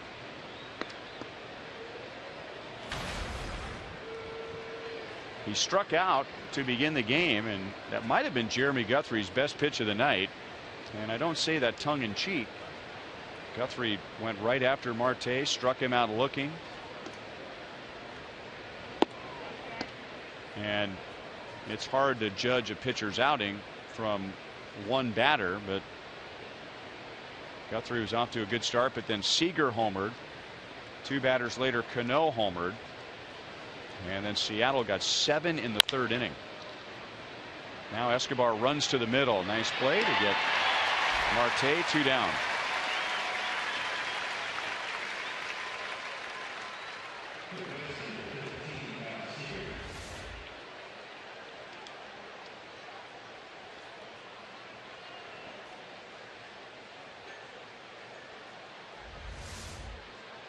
So Alexander, a contact pitcher, has 2 quick outs on ground balls and now gets Kyle Seager.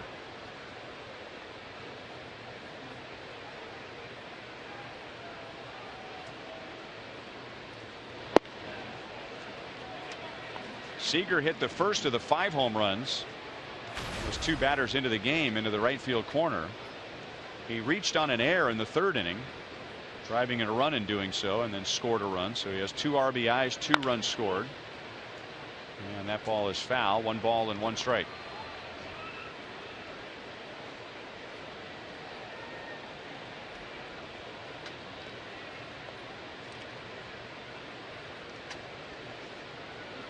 Seager, he's an excellent hitter against lefties as well.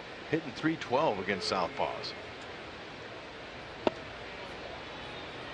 And 12 of his 25 homers have come off lefties. Here's a guy who stays in, keeps that shoulder tucked in very nicely against the lefties that are trying to throw that breaking ball away from him. Out to Kane. So Scott Alexander with a 10-pitch top of the 5th inning.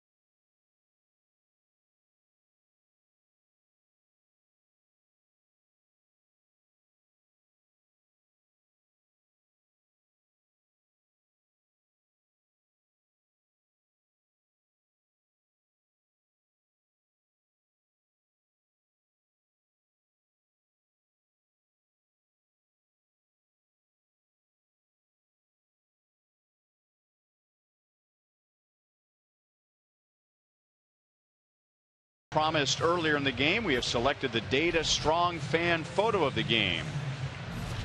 And we thank Pam. Congratulations, Pam. Celebrating 45 years of marriage. Tweet your strongest fan photo to hashtag KC Data Strong Fan for a chance to have it featured in an upcoming broadcast brought to you by T-Mobile. Drew Butera came on for Salvador Perez in the top of the 5th, and now he leads off the bottom of the 5th. It is Bark at the Park tonight. Fans are allowed to bring their dogs to the game. I thought it was just a designated section, but it seems like the dogs are scattered everywhere tonight.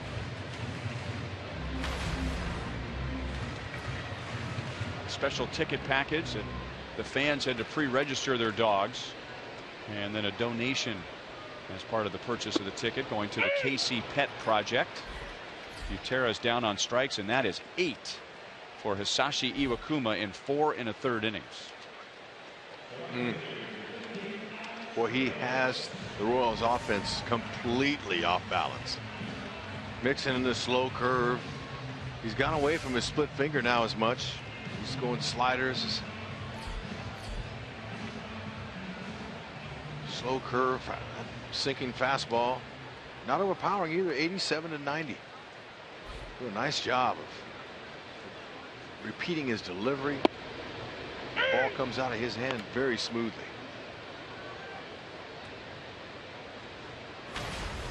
Rios flying to center in the 2nd inning.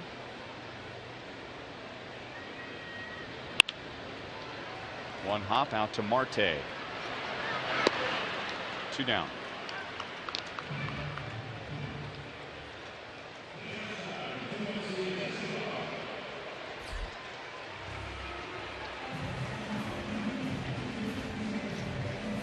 Seattle's biggest frustrations this year have to do with their pitching. They are 12th in the league in ERA, and the biggest frustration has come from their bullpen. And it all started with the struggles of Fernando Rodney.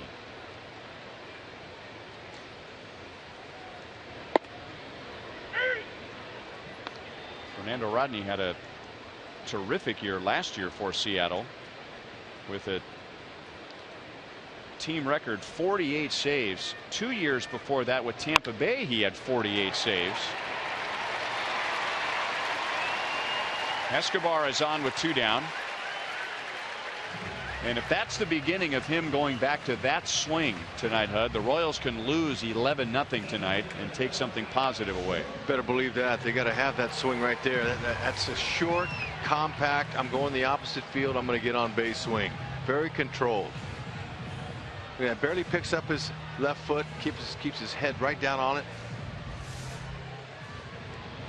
Got to see more of that.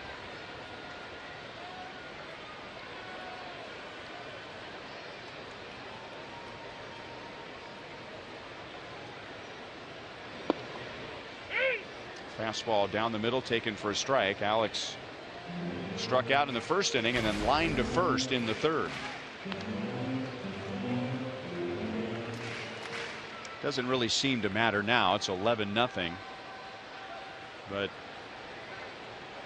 I'd like to know how many fastballs the Royals have taken for strikes. And that's been Iwakuma's. To Iwakuma's credit tonight, he has had the Royals thinking slider or split, and he's thrown a fastball. And then when they're hoping for a fastball, they get a slider or a split, and most of those have been out of the strike zone. And that's exactly what if you're a pitcher, that's what you want the hitters to think. And the first time through, he was mixing in a lot of his secondary pitches.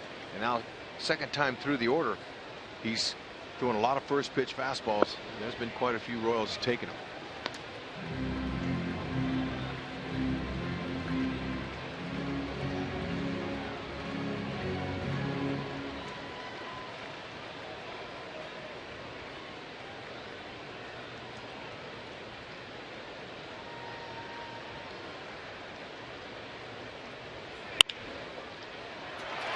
Past Montero, Iwakuma to the bag, and look at that feed by Robinson Cano. Just lobbing it to first base and leading Iwakuma perfectly. So Escobar singles with 2 down. Iwakuma gets another good defensive play. And the Royals are scoreless in 5 innings. Oh, man, that's beautiful. Good timing.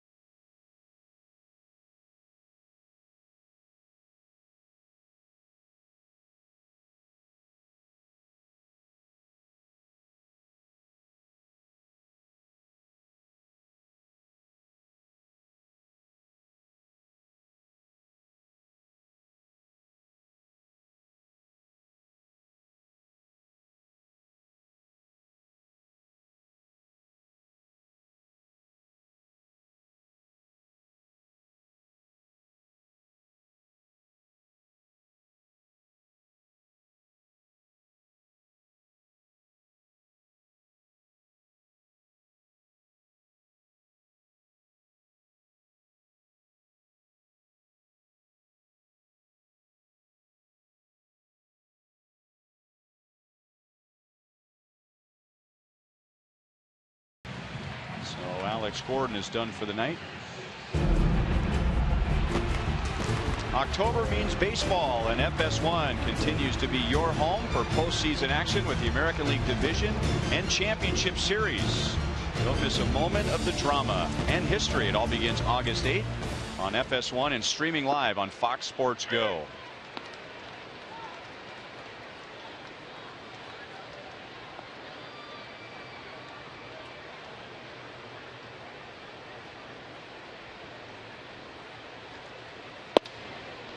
Scott Alexander pitches his 2nd inning.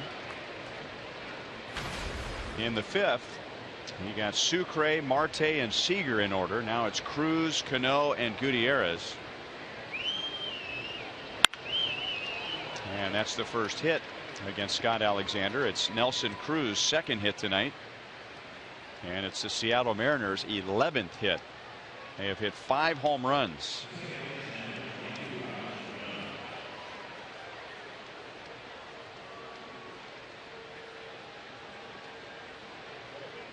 And now Robinson Cano, who has hit 2 home runs.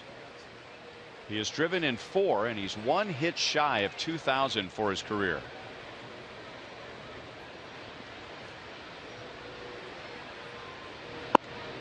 I won't name names, but it was pointed out to me that Cano has 2 more home runs tonight than he did in all of the home run derby during the 2012 All-Star game.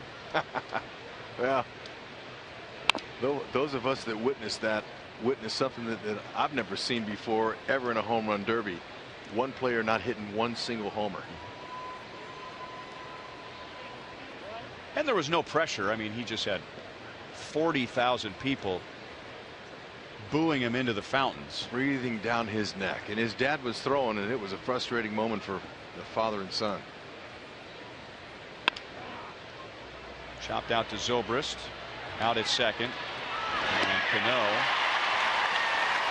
doing everything he could to prevent that double play. 2 down. Alexander, he's a ground ball pitcher. That's exactly what he wanted there.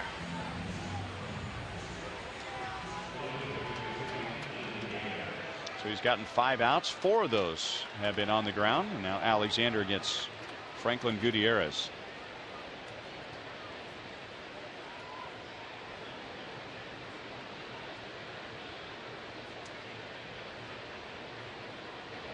Scott Alexander was the Royals' 6th-round pick in 2010. The Royals drafted him out of Sonoma State in California.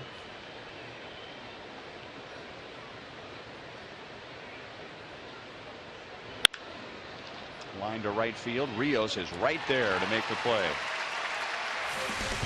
Scott Alexander has 2 scoreless innings. To the bottom of the 6th, Seattle leads 11-0.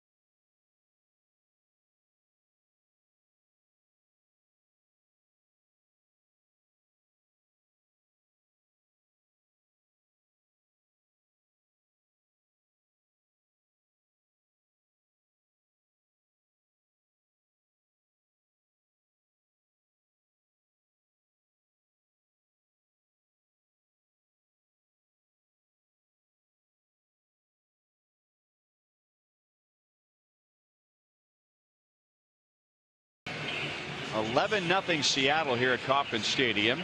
Let's get a Mazda game break. Let's go north to Target Field in Minneapolis. In the bottom of the 3rd inning against Danny Salazar, Joe Mauer doubles. That gives or gave Minnesota a 3-0 lead. It is now 3-1 Minnesota. Ben Zobrist takes a strike from Iwakuma. That Minnesota-Cleveland game is now in the bottom of the 6th inning. Zobrist hits a smash just foul outside of first base. Our Sonic Slam inning contestant is Sharon Martin from Olathe. If the Royals hit a home run in this inning, Sharon wins $1,000. If the Royals hit a grand slam out of the park, Sharon wins $25,000 from Sonic and the Kansas City Royals. That is the 9th strikeout for Iwakuma. So he has had a season high 9 strikeouts in each of his last 2 starts. And there it is. That's the split finger pitch. That is so tough to lay off of.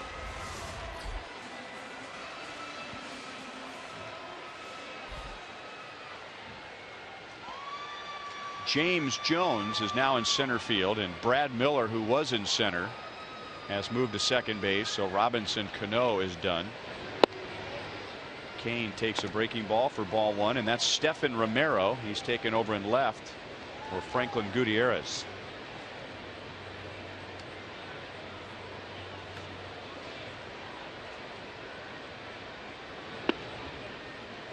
(2-0) on Kane. So there's Miller.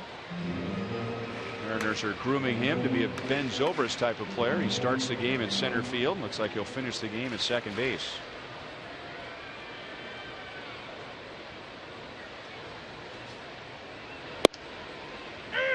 You know, that's tough. That's tough for Miller. At this particular point in his career, he's been a starter for 2 or 3 years, and now at this level, you're asking him to become a role type player that can play different positions. So at first he scoffed at it, and now I think he's understanding that this might be an opportunity for him to stay in the game and get his 10 years in at least. It's a little bit easier to accept that role once you get to the majors. You know, that role has changed too. I mean, 10 years ago, maybe a little longer than that, you get moved from your position and asked to play a different position. A lot of times you're thinking you're going to be a backup, but when you start bringing up a Ben Zobrist type of a player, what that means to me is you might be bouncing around, but you're going to be playing almost every day. Yeah, and it adds a element of excitement to your job. Coming to the ballpark each day, getting the opportunity to play different spots, it really keeps you alive, keeps it interesting for you. The Royals have only 3 hits against Iwakuma. Hosmer has one of them. He singled to right in the 4th inning. There's a fastball for a strike. Royals tonight, we looked it up, they have taken 12 fastballs for strikes against Iwakuma. So he's either put his fastball in a spot where the Royals don't like it, they don't want to swing, or he's thrown a fastball for a strike when the Royals are expecting another pitch. Got it in on him. Jones sprints in from center field and he makes the play. 6 scoreless innings for Iwakuma with 9 strikeouts. Well, we've got that.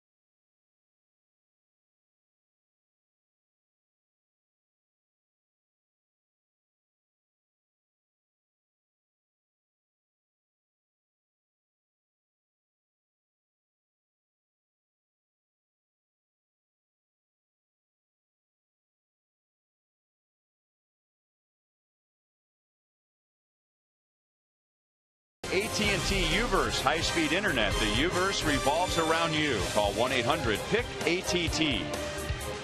By your Midwest Ford dealers. Visit your MidwestFordDealers.com. And by Academy Sports and Outdoors. Right stuff, low price every day.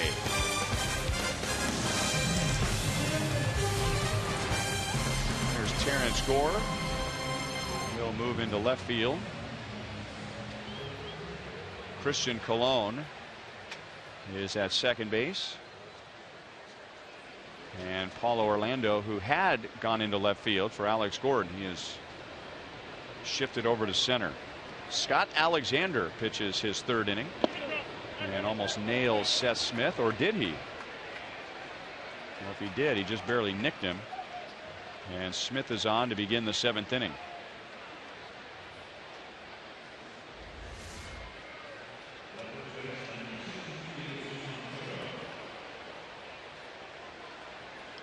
Looked like it didn't get him at all. Was that maybe a hair that was hanging off of his elbow? Must have been a long one.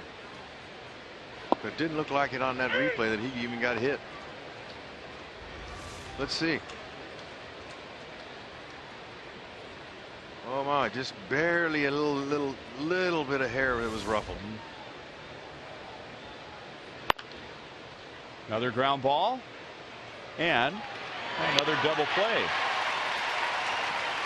So Alexander bounces right back. Mentioned that Scott Alexander was taken in the 6th round by the Royals in 2010, and he reported that year to Idaho Falls, and he went 1-6 with a 5.73 ERA. So he couldn't wait to begin the 2011 season, but he injured his left shoulder and had to have surgery and missed the entire 2011 season. And then he injured his left knee in 2012 and only played 1 month. So he played 1 month in 2011 and 2012. And I had a chance to chat with him in Detroit, and he said, man, he realized how much he loved the game, how much he missed it. He thought his window of opportunity was shrinking. And in 2013, the Royals moved him to the bullpen. He started that season at low A, advanced to high A, finished the season at double A,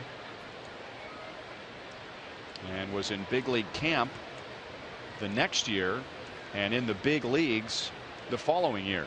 Yeah, you know, that's a great story, Ryan, and you have to have that perseverance or you'll never make it. You can get injured. Most guys do. They have a setback or 2 or 3, and it's easy for you to say, well, I don't know if it's ever going to happen. And especially when your family and friends are all saying, well, you know, maybe you better go back to school, or better, you know, there's a lot of negative forces that are pulling you away. But you can never lose sight of your dream, or you'll never get there. I like to see that he didn't give up on himself. And now look at him. He's got a nice future ahead of him. A guy who can come out of the pen, you know, eat up a few innings, good sinker, and bring a lot of ground balls.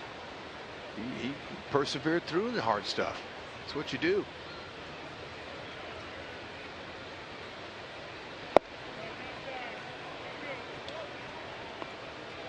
And so many stories about players who have the game taken away from them.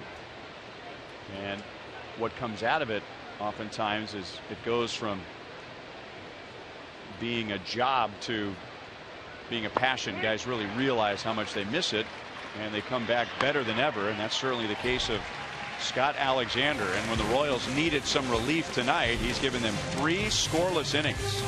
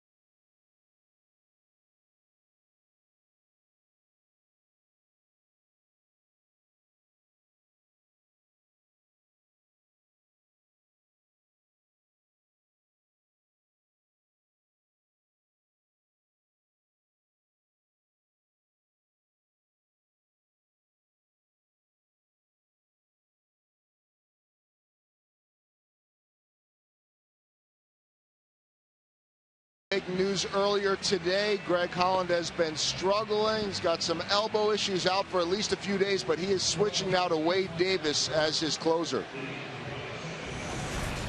Well, you know what you got with Wade. With Holly, you don't know from, you know, one day to the next how his elbow's going to react. You know, if it's going to be tight, if it's going to be sore, if it's going to be stiff. So, you know, we have to have, you know, built-in backup, if you will, so if Holly does get out there and he runs into trouble, that we were able to, you know, bring another guy in to get him out of trouble. In the closer's role, you don't have that. By then, you've extinguished every pitcher you have. Ned Yost saying that going forward for the rest of the year, it'll be Herrera in the 8th in save situations, Davis in the 9th. They'll figure out the 7th, has plenty of options. And Jeff Montgomery, the Royals' all-time saves leader, joining me now to talk about it. said he doesn't really have a role for Holland at this point, day to day, see if that elbow can bounce back at all, but doesn't really see a role for him as of right now. What were your thoughts on what happened today? Well, I think to give Greg Holland every chance to maybe solidify the opportunity for postseason moving forward, but unfortunately it didn't get better during the second half of the season. We saw the velocity really start to tail off his last couple of outings, and you have to have that consistency in that role, and unfortunately that's not been the case for Greg this year. And you know, Ned pointed out that this is a guy that's done it for a long time, has over 30 saves this year while the velocity has been down. Something you talked about a lot. If you're still getting results, you stick with the guy because you've been with him for so long, and that finally has changed lately. Right. I think the velocity was the key. He was able to pitch with the velocity in the low 90s, 92, 93 for a long time because there was separation between that velocity and his slider velocity. Now that velocity is really getting closer on both pitches, it's really difficult to get by. And if you make a mistake, unfortunately, hitters don't miss them. You've been through injuries before. You know what it's like trying to grind through them. But you've talked about there being no safety net when you're out there as the closer. Talk about that a little bit, and maybe what you see now in the case of Greg Holland, and if there is any role. Well, and that's a situation that Ned alluded to. He didn't have a situation where he wanted to have Greg Holland out there as that last line of defense. And I've said a number of times that being a closer is like being on the high wire without a safety net below you. If you fall, it's over. And that's the situation. I'm sure Greg is going to be given an opportunity to pitch in some games when his elbow is not stiff and when it is not sore. But you just can't take that chance with these games down the stretch, and particularly in the postseason. So it'll be Herrera and Davis when the opportunity presents itself tonight. Not going to be one of those nights unless we have some major offense coming up. And then, you know, in the seventh inning, certainly have some really good options in Ryan Madsen, Luke Hochevar. Danny Duffy becomes an interesting possible element to that bullpen too. And Ned saying, guys, this afternoon that really Guthrie going to the rotation, and that obviously did not work out well tonight, was more than anything about seeing what Danny Duffy could do for this team out of the bullpen. That was one of the big positives over the weekend on Sunday. Coming up after the game on Boulevard Royals Live, Jeff Montgomery will break down the short night of Jeremy Guthrie and talk about what went wrong for him. We'll get reaction from Ned Yost and much more from the players, and we'll check in on some of those other games going on. But let's continue the discussion, Ryan, regarding the closer situation. Well, I've been asked a question like you guys have, and sorry for bringing this up with 2 outs, but you know, maybe Greg Holland, the Royals aren't comfortable using him for an entire inning, and especially if he gives up a walk or a hit or two. Drew Butera, and a sliding play in left field across the line by Romero. So I know you're all on the edge of your seats and your palms are sweating to know how this conversation is going to eventuate. You just have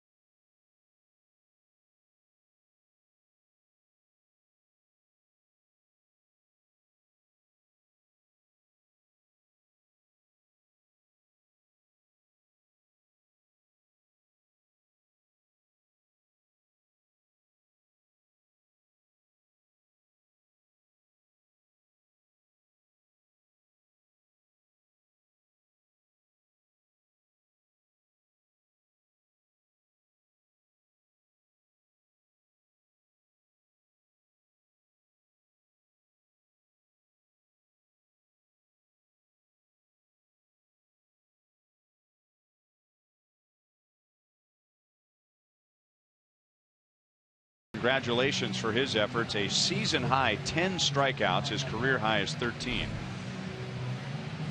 So his season high was 9 in his previous start, and then he comes back and strikes out 10. And that also ties a season high for the Royals, 10 strikeouts in one game, and that was against the Mariners. That's when Mike Montgomery, the former Royals farmhand, shut out the Royals in Seattle. He had 10 strikeouts. Here's Michael Marriott. He was called up a couple of days ago when the Royals were in Detroit. He'll pitch the top of the 8th inning with Sucre, Marte, and Seager coming up. Francisco Pena takes over behind the plate, and Drew Butera, who had come on for Salvador Perez in the 5th, he goes to first base.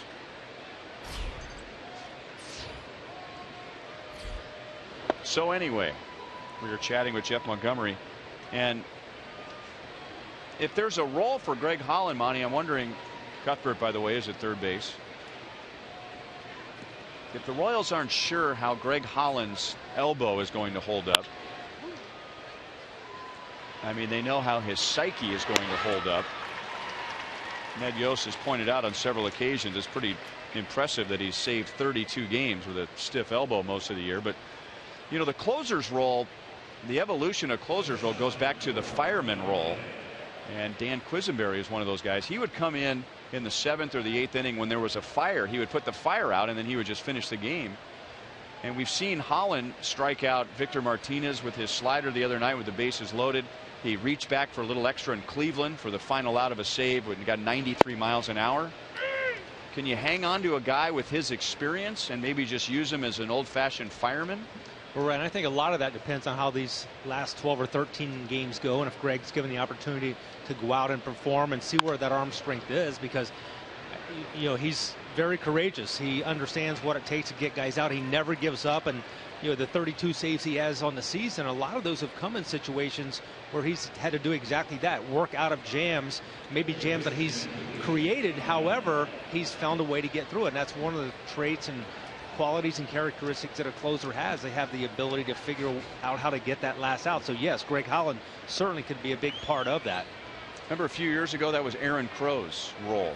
Ned Yost would bring in Aaron Crow when he needed a strikeout, and you know, maybe the bases loaded, 1 out, or a situation where he was trying to get a guy in there who would just go for a strikeout, and then you know, if Crow could get him through, then he could get to the sequence of the relievers.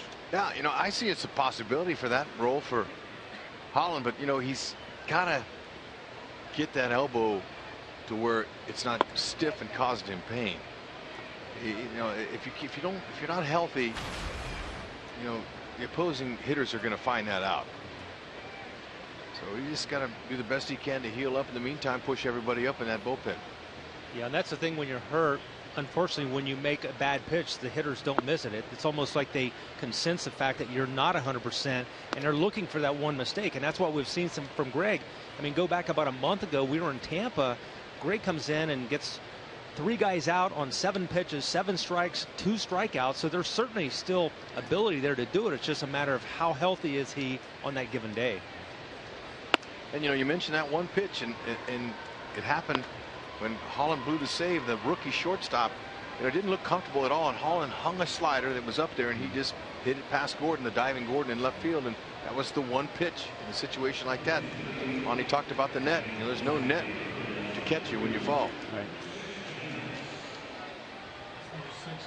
So we'll see. The next 12 days will dictate a lot of what's going to happen to and for Greg Holland. John Hicks will bat for Nelson Cruz.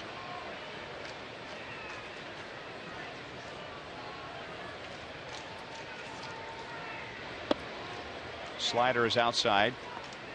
Hicks is 1 for 26 and 0 for his last 25. So he was 1 for 1 at one point. Hit 1,000. One ball, 1 strike. This is a lot like a spring training game tonight. If the regulars get a few innings, 2 or 3 innings in, the next thing you know, here come all the young and up and comers.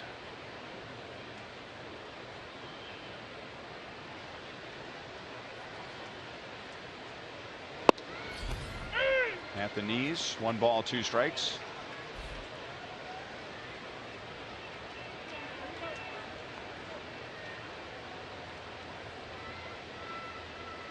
11-0 Seattle, and they did all of that in the first 4 innings.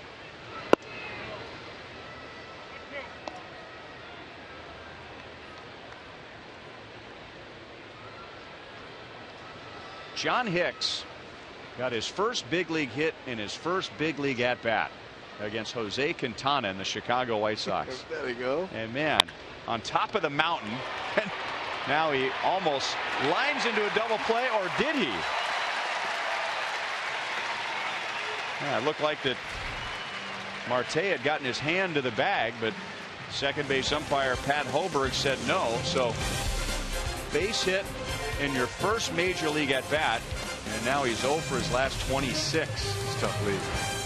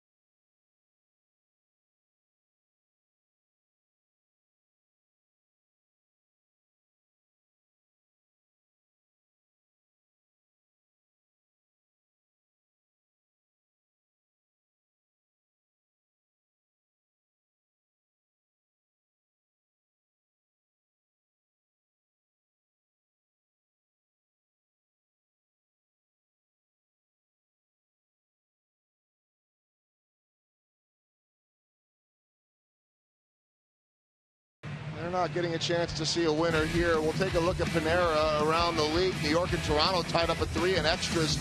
LA won better than Houston. Minnesota trying to keep that magic number at 3. They are leading Cleveland, and Texas 1-0 over Oakland. A lot of drama here in Toronto. Yankees up in the 9th by 1 run. Here's Jose Bautista. He's going to gun down Chris Young. Big play. And then Deoner Navarro in the bottom half goes deep with the home run off of Andrew Miller. Now, Miller would end up loading the bases after that, including an intentional walk and then another walk. Bases loaded to face Donaldson, and he strikes him out. And the Yankees right now have 2 on with nobody out in the 10th. And I should point out, in the 8th inning, it was Encarnacion guys at the plate with the bases loaded, and Betances struck him out. So a lot of drama there. I don't think those dogs, the dog or the ladies for that matter, are fans of the Yankees or the Blue Jays. But we will talk about that and this coming up on Boulevard Royals Live. Ryan, a lot to navigate here. A lot of home runs, a lot of dogs, a lot of scores. We're going to do our best coming up on Boulevard Royals Live. There you go. If anybody can do it, Joel, it's you. This is Tony Zick, and the Mariners are very excited about him. He's making his 8th appearance. Gets Rios on a pop-up, and unless the Royals rally, that could be the end of Rios's 10-game hitting streak. He is 0 for 3. Yeah, this young man Zick, 6'3", 190. He's got a good fastball. He'll zip it up there, about 97. So low to mid 90s. Got a nice slider to go with it.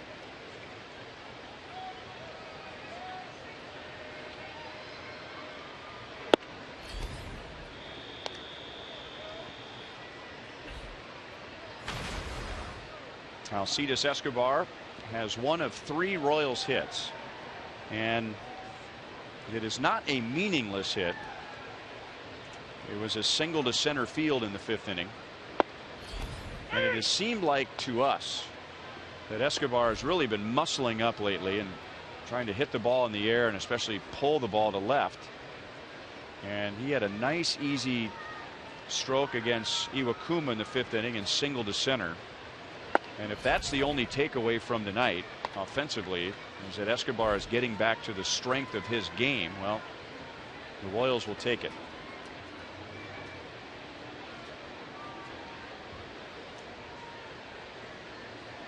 Greg Bird, rookie Greg Bird for the Yankees, has just hit a 3-run home run in the 10th inning, and the Yankees lead 6-3. And there's another base hit to center field for Alcides Escobar.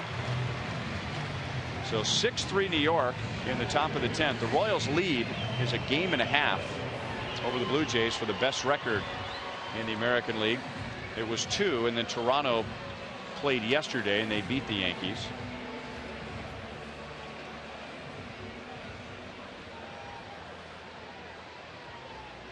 Paulo Orlando bats for the first time.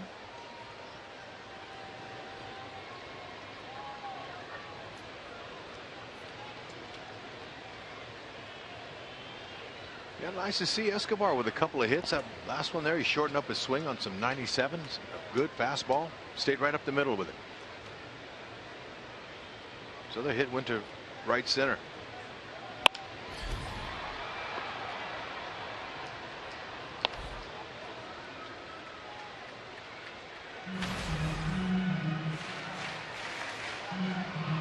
Paulo had a big game on Saturday in Detroit. Or it was the Friday game, I take that back. He threw out a runner at the plate in the 1st inning, helping out Johnny Cueto. Then he had an RBI double. And then in the 12th inning had an RBI ground out. The Royals lost it in the bottom of the 12th.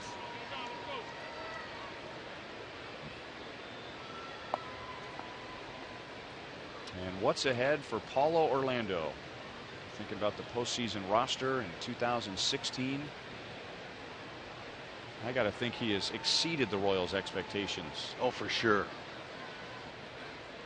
You know, his bat has been getting better and better as the season's gone on. But his defensive play is really sparkling. 2 down. Royals with no runs, 4 hits tonight. Here are the sprint cuts of the game against Hisashi Iwakuma. He struck out 10 in 7 innings. Yeah, he had it going on. There's no question. His fastball split finger combination was a lot for the Royals to handle. Slider and curves, he mixed those in as well. Everything down, and that's what they teach big leaguers to have success on that mound. You've got to be effective down in the zone. He was awesome tonight. Christian Colon, he had his first major league 4-hit game. It was overshadowed by the 15 total bases for Kendrys Morales, but Chris had 4 hits in the Sunday victory over the Tigers. Sure did, and just missed the 5th. He hit a line shot to the center fielder. Too bad. 5, he'll take it. He'll take that hit too. No play for Zick. And for the first time since the 1st inning, the Royals have more than 1 base runner in an inning. Well, we talked about Colon's 4-hit game, his first of his career. And he'll take this little chopper, especially when that pitcher touches it. Once he touches it, you know you got a knock. But with Terrence Gore stepping in, he would like just to get his first big league hit. He didn't care how it comes. He is 0 for 4 as a big league hitter. Terrence Gore, before the postseason, played in 11 games for the Royals, and he had 1 at bat, but he scored 5 runs and had 5 stolen bases. Yeah, he's their weapon off the bench. 1-1. But he had a much better season in the minors this year. You see what his AA numbers? Nice.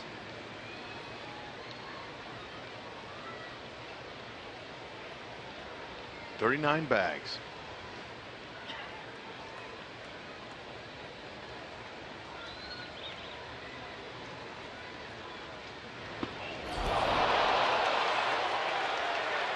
It undressed him.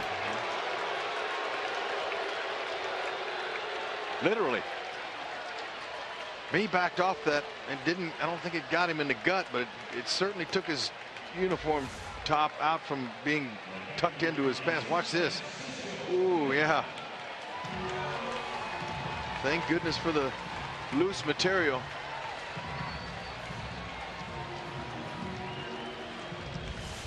Well, Gore didn't get his first big league hit, so maybe Francisco Pena will get his.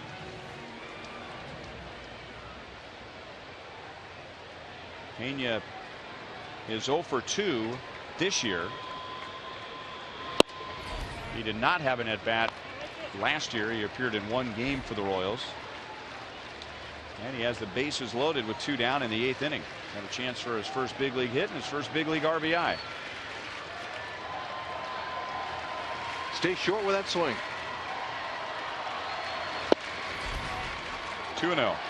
But in that first game he played last year, he gunned down a potential base stealer, and it was a beauty.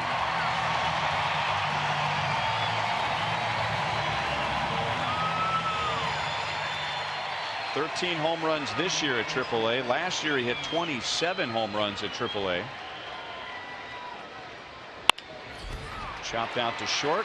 Marte bobbles. Well, that won't be a hit, but a run will score.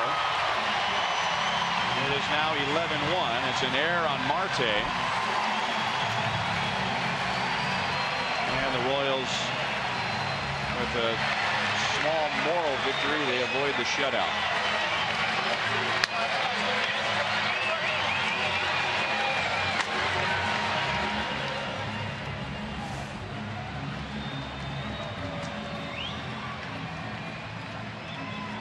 Yep, he just took his eye off it, and the ball hit in the heel of his glove. And most infielders will tell you there's a hole right there.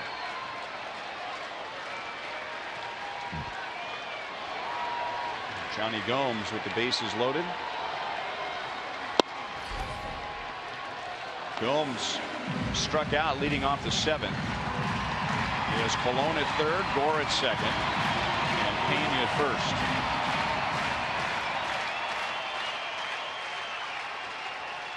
Gomes' strikeout was the Royals' 10th tonight, tying their season high. And I mentioned that the first time the Royals struck out 10 times was against Mike Montgomery, the former Royals farmhand who shut out the Royals in Seattle, and Montgomery's not even with the Mariners. In the start after shutting out the Royals, he shut out the Padres, back-to-back shutouts, and yet he's not even on the roster.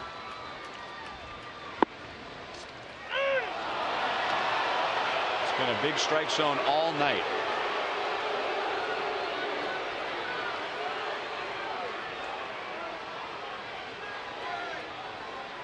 Well, you know, I mean, I can understand why he's upset. Yeah. A 10-run home run would tie it. Yep. That slider. He's been working that slider down. Tony Zick. I think we've discovered somebody in the ballpark who is more intense than Johnny Gomes. And that's saying something.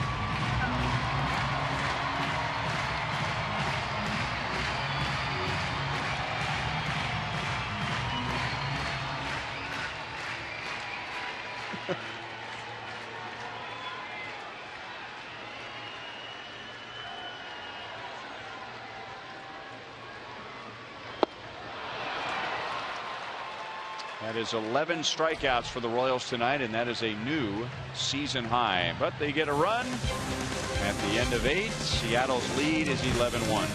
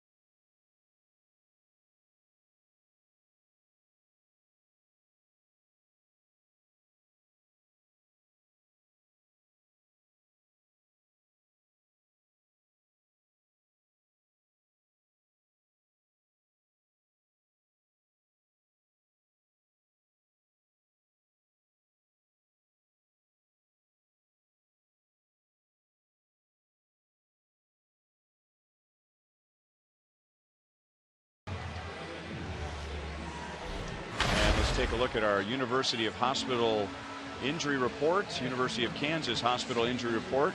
Anthony Rizzo sliding into the left hand of Yadier Molina. Yadier Molina has a torn ligament in his left thumb. And that's a tough injury there for a catcher, especially on that glove hand. You could tell the kind of pain he's in at that particular time. It's the first time I've seen it.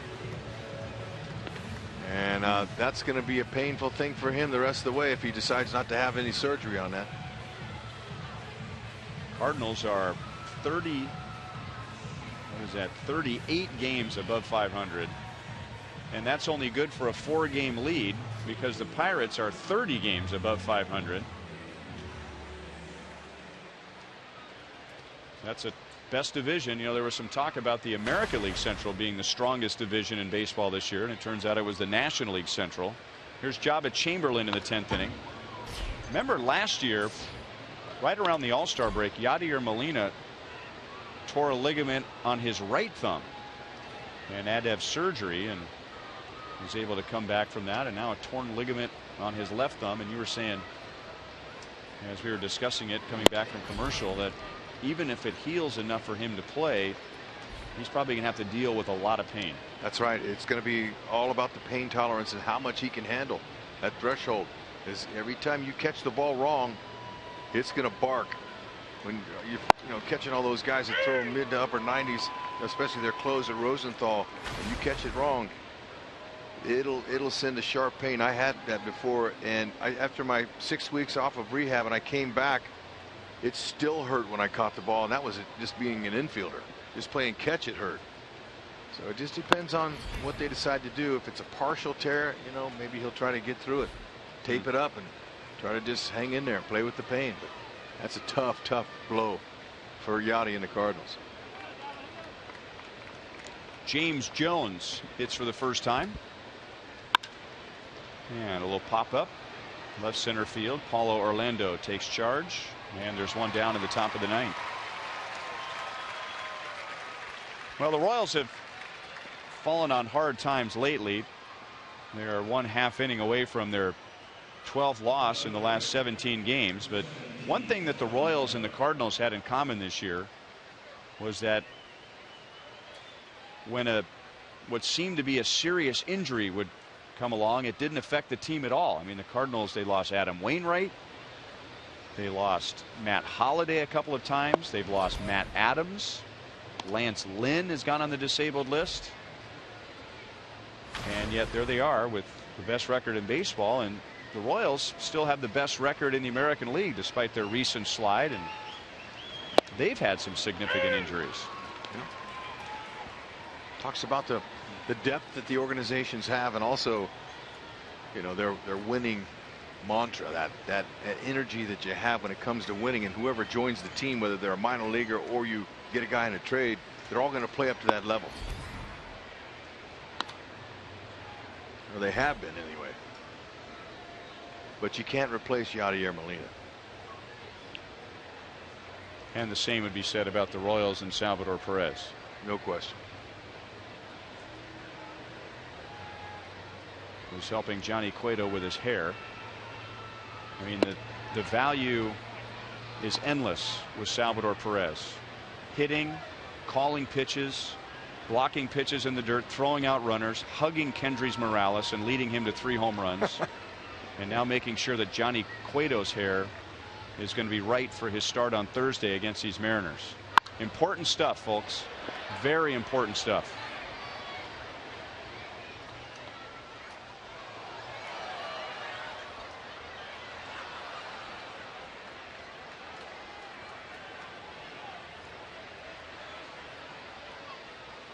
Jeremy Guthrie went 2 1/3, and the Mariners scored 9 against him. They got 2 against Miguel Almonte in an inning and 2/3. And then Scott Alexander pitched 3 scoreless innings. Michael Marriott 1 scoreless inning. And now Chamberlain walks Romero with 1 out in the 9th inning.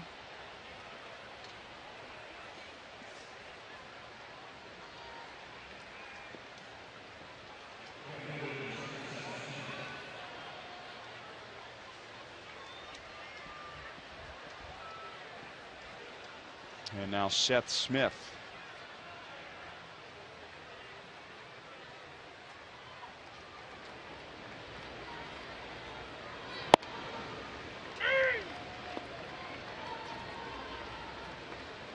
Seth Smith has been on 3 times. He has singled. He has walked. And I wrote in my scorecard that he was hit by a pitch in the 7th inning. Yep, with no bruise. Maybe a little deflection off the point of the elbow. Here's some good news for the Royals, at least for now.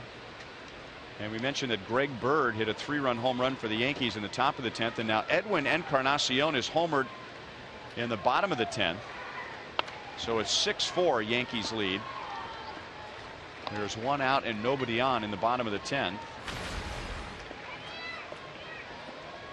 So if the Yankees can hang on, the Royals will hang on to a 1.5 game advantage over Toronto for the best record in the American League. And meanwhile, Minnesota leads Cleveland 3-1. They're in the bottom of the 8th inning at Target Field.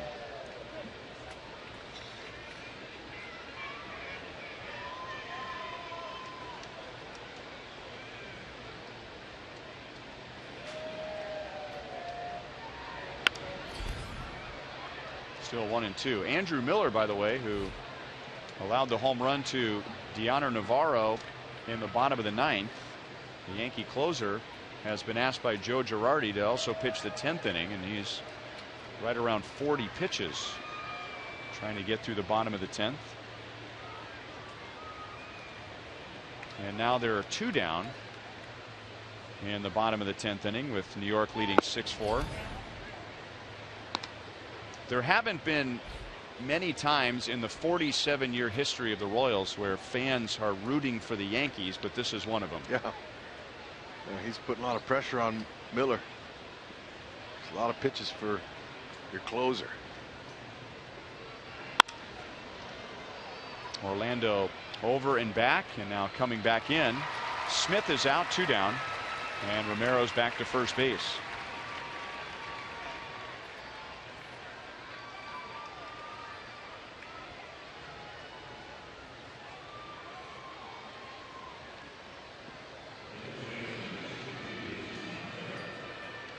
And now Jesus Montero.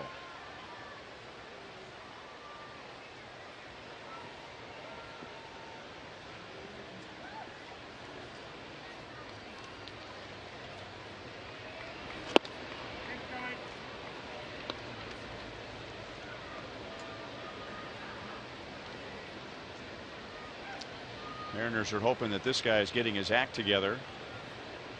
He was part of a blockbuster trade a few years ago that sent Michael Pineda to the Yankees. And that was a deal that immediately didn't work for either team. Pineda had shoulder surgery, and Montero, he had 15 home runs in his first year with the Mariners, but then his commitment came into question. His conditioning came into question. He was suspended after getting into it with a Mariners official in the minor leagues, and he has one of the 5 home runs tonight, and he has a 2-hit game. He is on with 2 down in the 9th inning. Good news, the Yankees get 3 in the top of the 10th inning. The Blue Jays get 1, and the Yankees hang on, and they beat Toronto 6-4. So the Royals lead over Toronto is still a 1.5 games. It's 2 at the moment, and barring one of the best comebacks in Royals history, one of the best comebacks in baseball history, it will be back to a 1.5 games.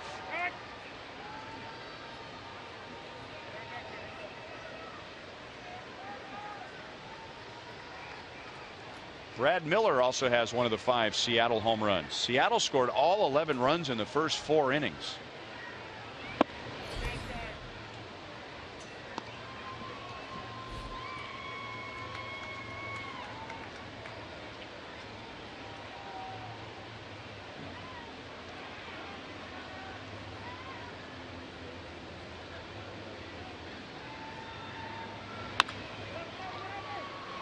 Butera fields, Chamberlain covers, and that's the inning. So get ready for the greatest comeback in Royals history.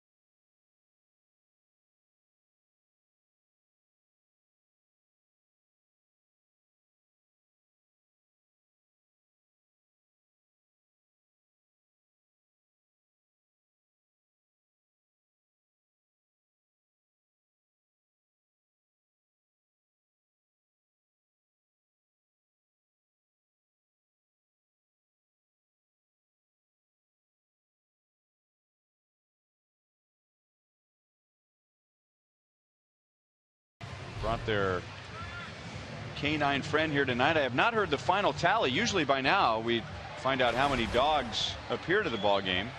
J.C. Ramirez will pitch the bottom of the ninth. He is just the third Seattle pitcher. Hisashi Iwakuma pitched 7 scoreless innings and he struck out 10, and that tied a Royals season high strikeouts against 1 pitcher this year. All right. It was 488 dogs at Kauffman Stadium tonight. Wow. But that's a lot of dog treats.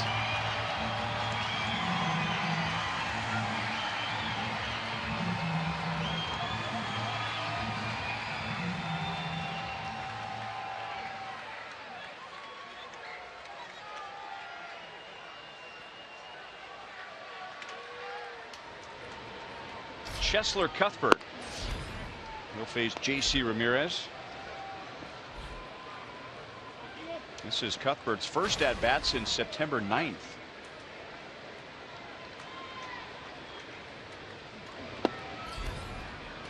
Two 2-0 against Ramirez. Ramirez, nice fastball. Mixing a slider with that. He mixes any kind of command with that kind of arm. A potential back end guy.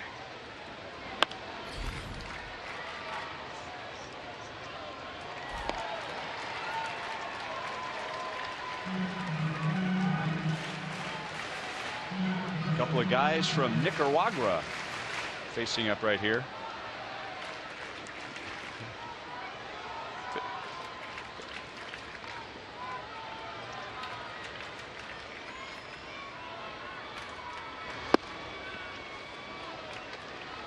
And by the way, that country I just named is right next to Nicaragua.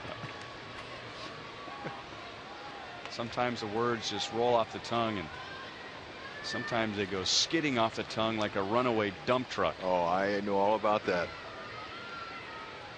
So I'm sure these guys are familiar with one another. Not a lot of current major league Nicaraguans. Although Chesler was from the island off of Nicaragua. Corn Island. Corn Island. Which was once controlled by the United States. Ramirez gets the strikeout with some high heat at 96. One down in the bottom of the ninth inning.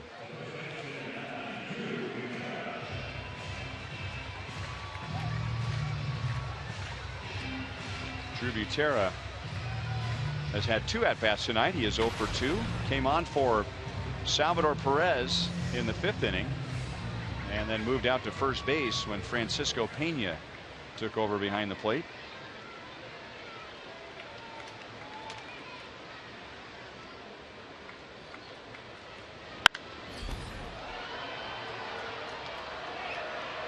This is O'Malley running into foul ground, and there are 2 away.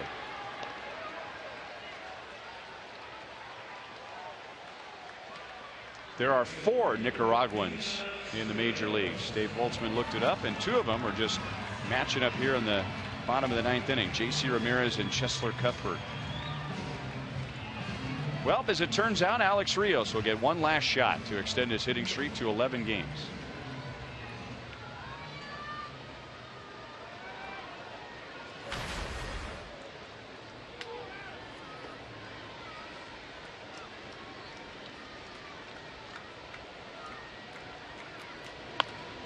Check swing foul ball.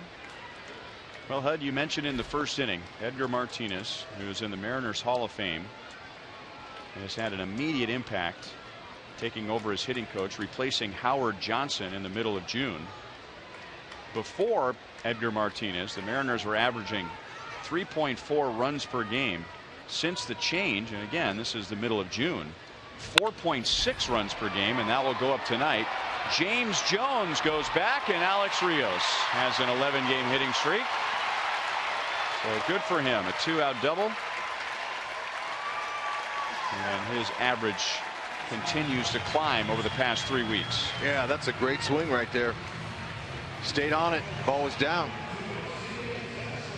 And I brought it up earlier, Hud, that, you know, just because you are a really good major league player doesn't always mean you're going to be a really good major league coach. Sometimes it works out, but I'd bet less than 50% of the time it does not work out. No, so far so good for Edgar. They're happy with it, and I haven't had a chance to talk to him. I'll get down there tomorrow and see him and see how he likes it, because I knew it was going to be a challenge for him showing up so early in the afternoon and being in charge of 15 to 20 guys. And that's a lot of work, a lot of responsibility for Edgar. He was in their system as a roving hitting instructor, but didn't have quite the demands that he has now. Probably the most famous example of that was Ted Williams, one of the best hitters ever, and it just did not work for him as a hitting coach and as a manager. 1-1 on Alcides Escobar. The work ethic is there to become the hitter that Edgar Martinez became, and he wasn't great right away. He evolved into a great hitter, but then there's also a natural ability that Edgar Martinez just can't teach guys, that he just had. You know, and it's more mental than mechanical. So, you know, most of these guys they get to the big leagues with their talent, they already figured out their swings, but you know, that mental side is the most important side. And playing against Edgar, I can tell you he was a great hitter. He could hit every situation. There's a base hit, 3 for Escobar.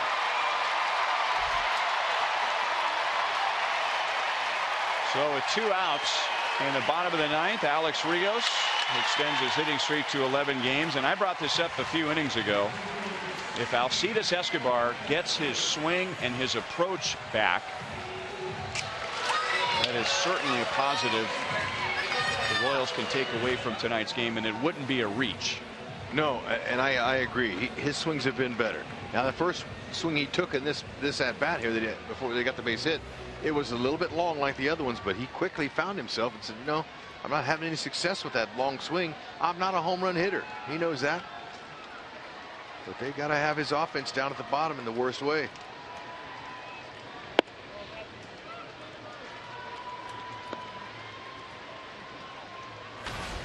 The Mariners scored their 11 runs in the first 4 innings and then scoreless over the next 5. The Royals were scoreless in the first 7 tonight and now have had runs in each of the last 2 innings. 2-0 on Paulo. So good news, bad news. Good news. New York defeated Toronto. The Royals lead over the Blue Jays for the best record in the league is a game and a half. Their overall magic number will remain at 3 as Minnesota beat Cleveland 3-1.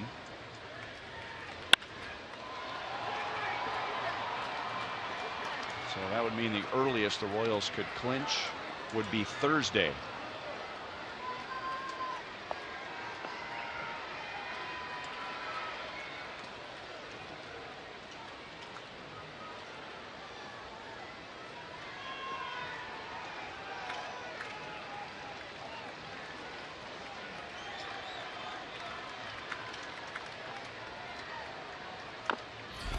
Two and two. Yordano Ventura and Roenis Elias. That's the pitching matchup tomorrow night. 7:10. It's the last student night of the year. Me Like Bees will be performing in the outfield experience. Yeah, we'll be listening.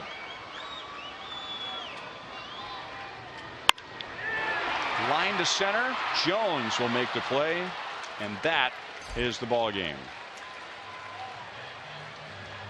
So the Royals, after a long road trip, come home for the final homestand of the series, and they lose the first game to Seattle 11-2. We'll be right back.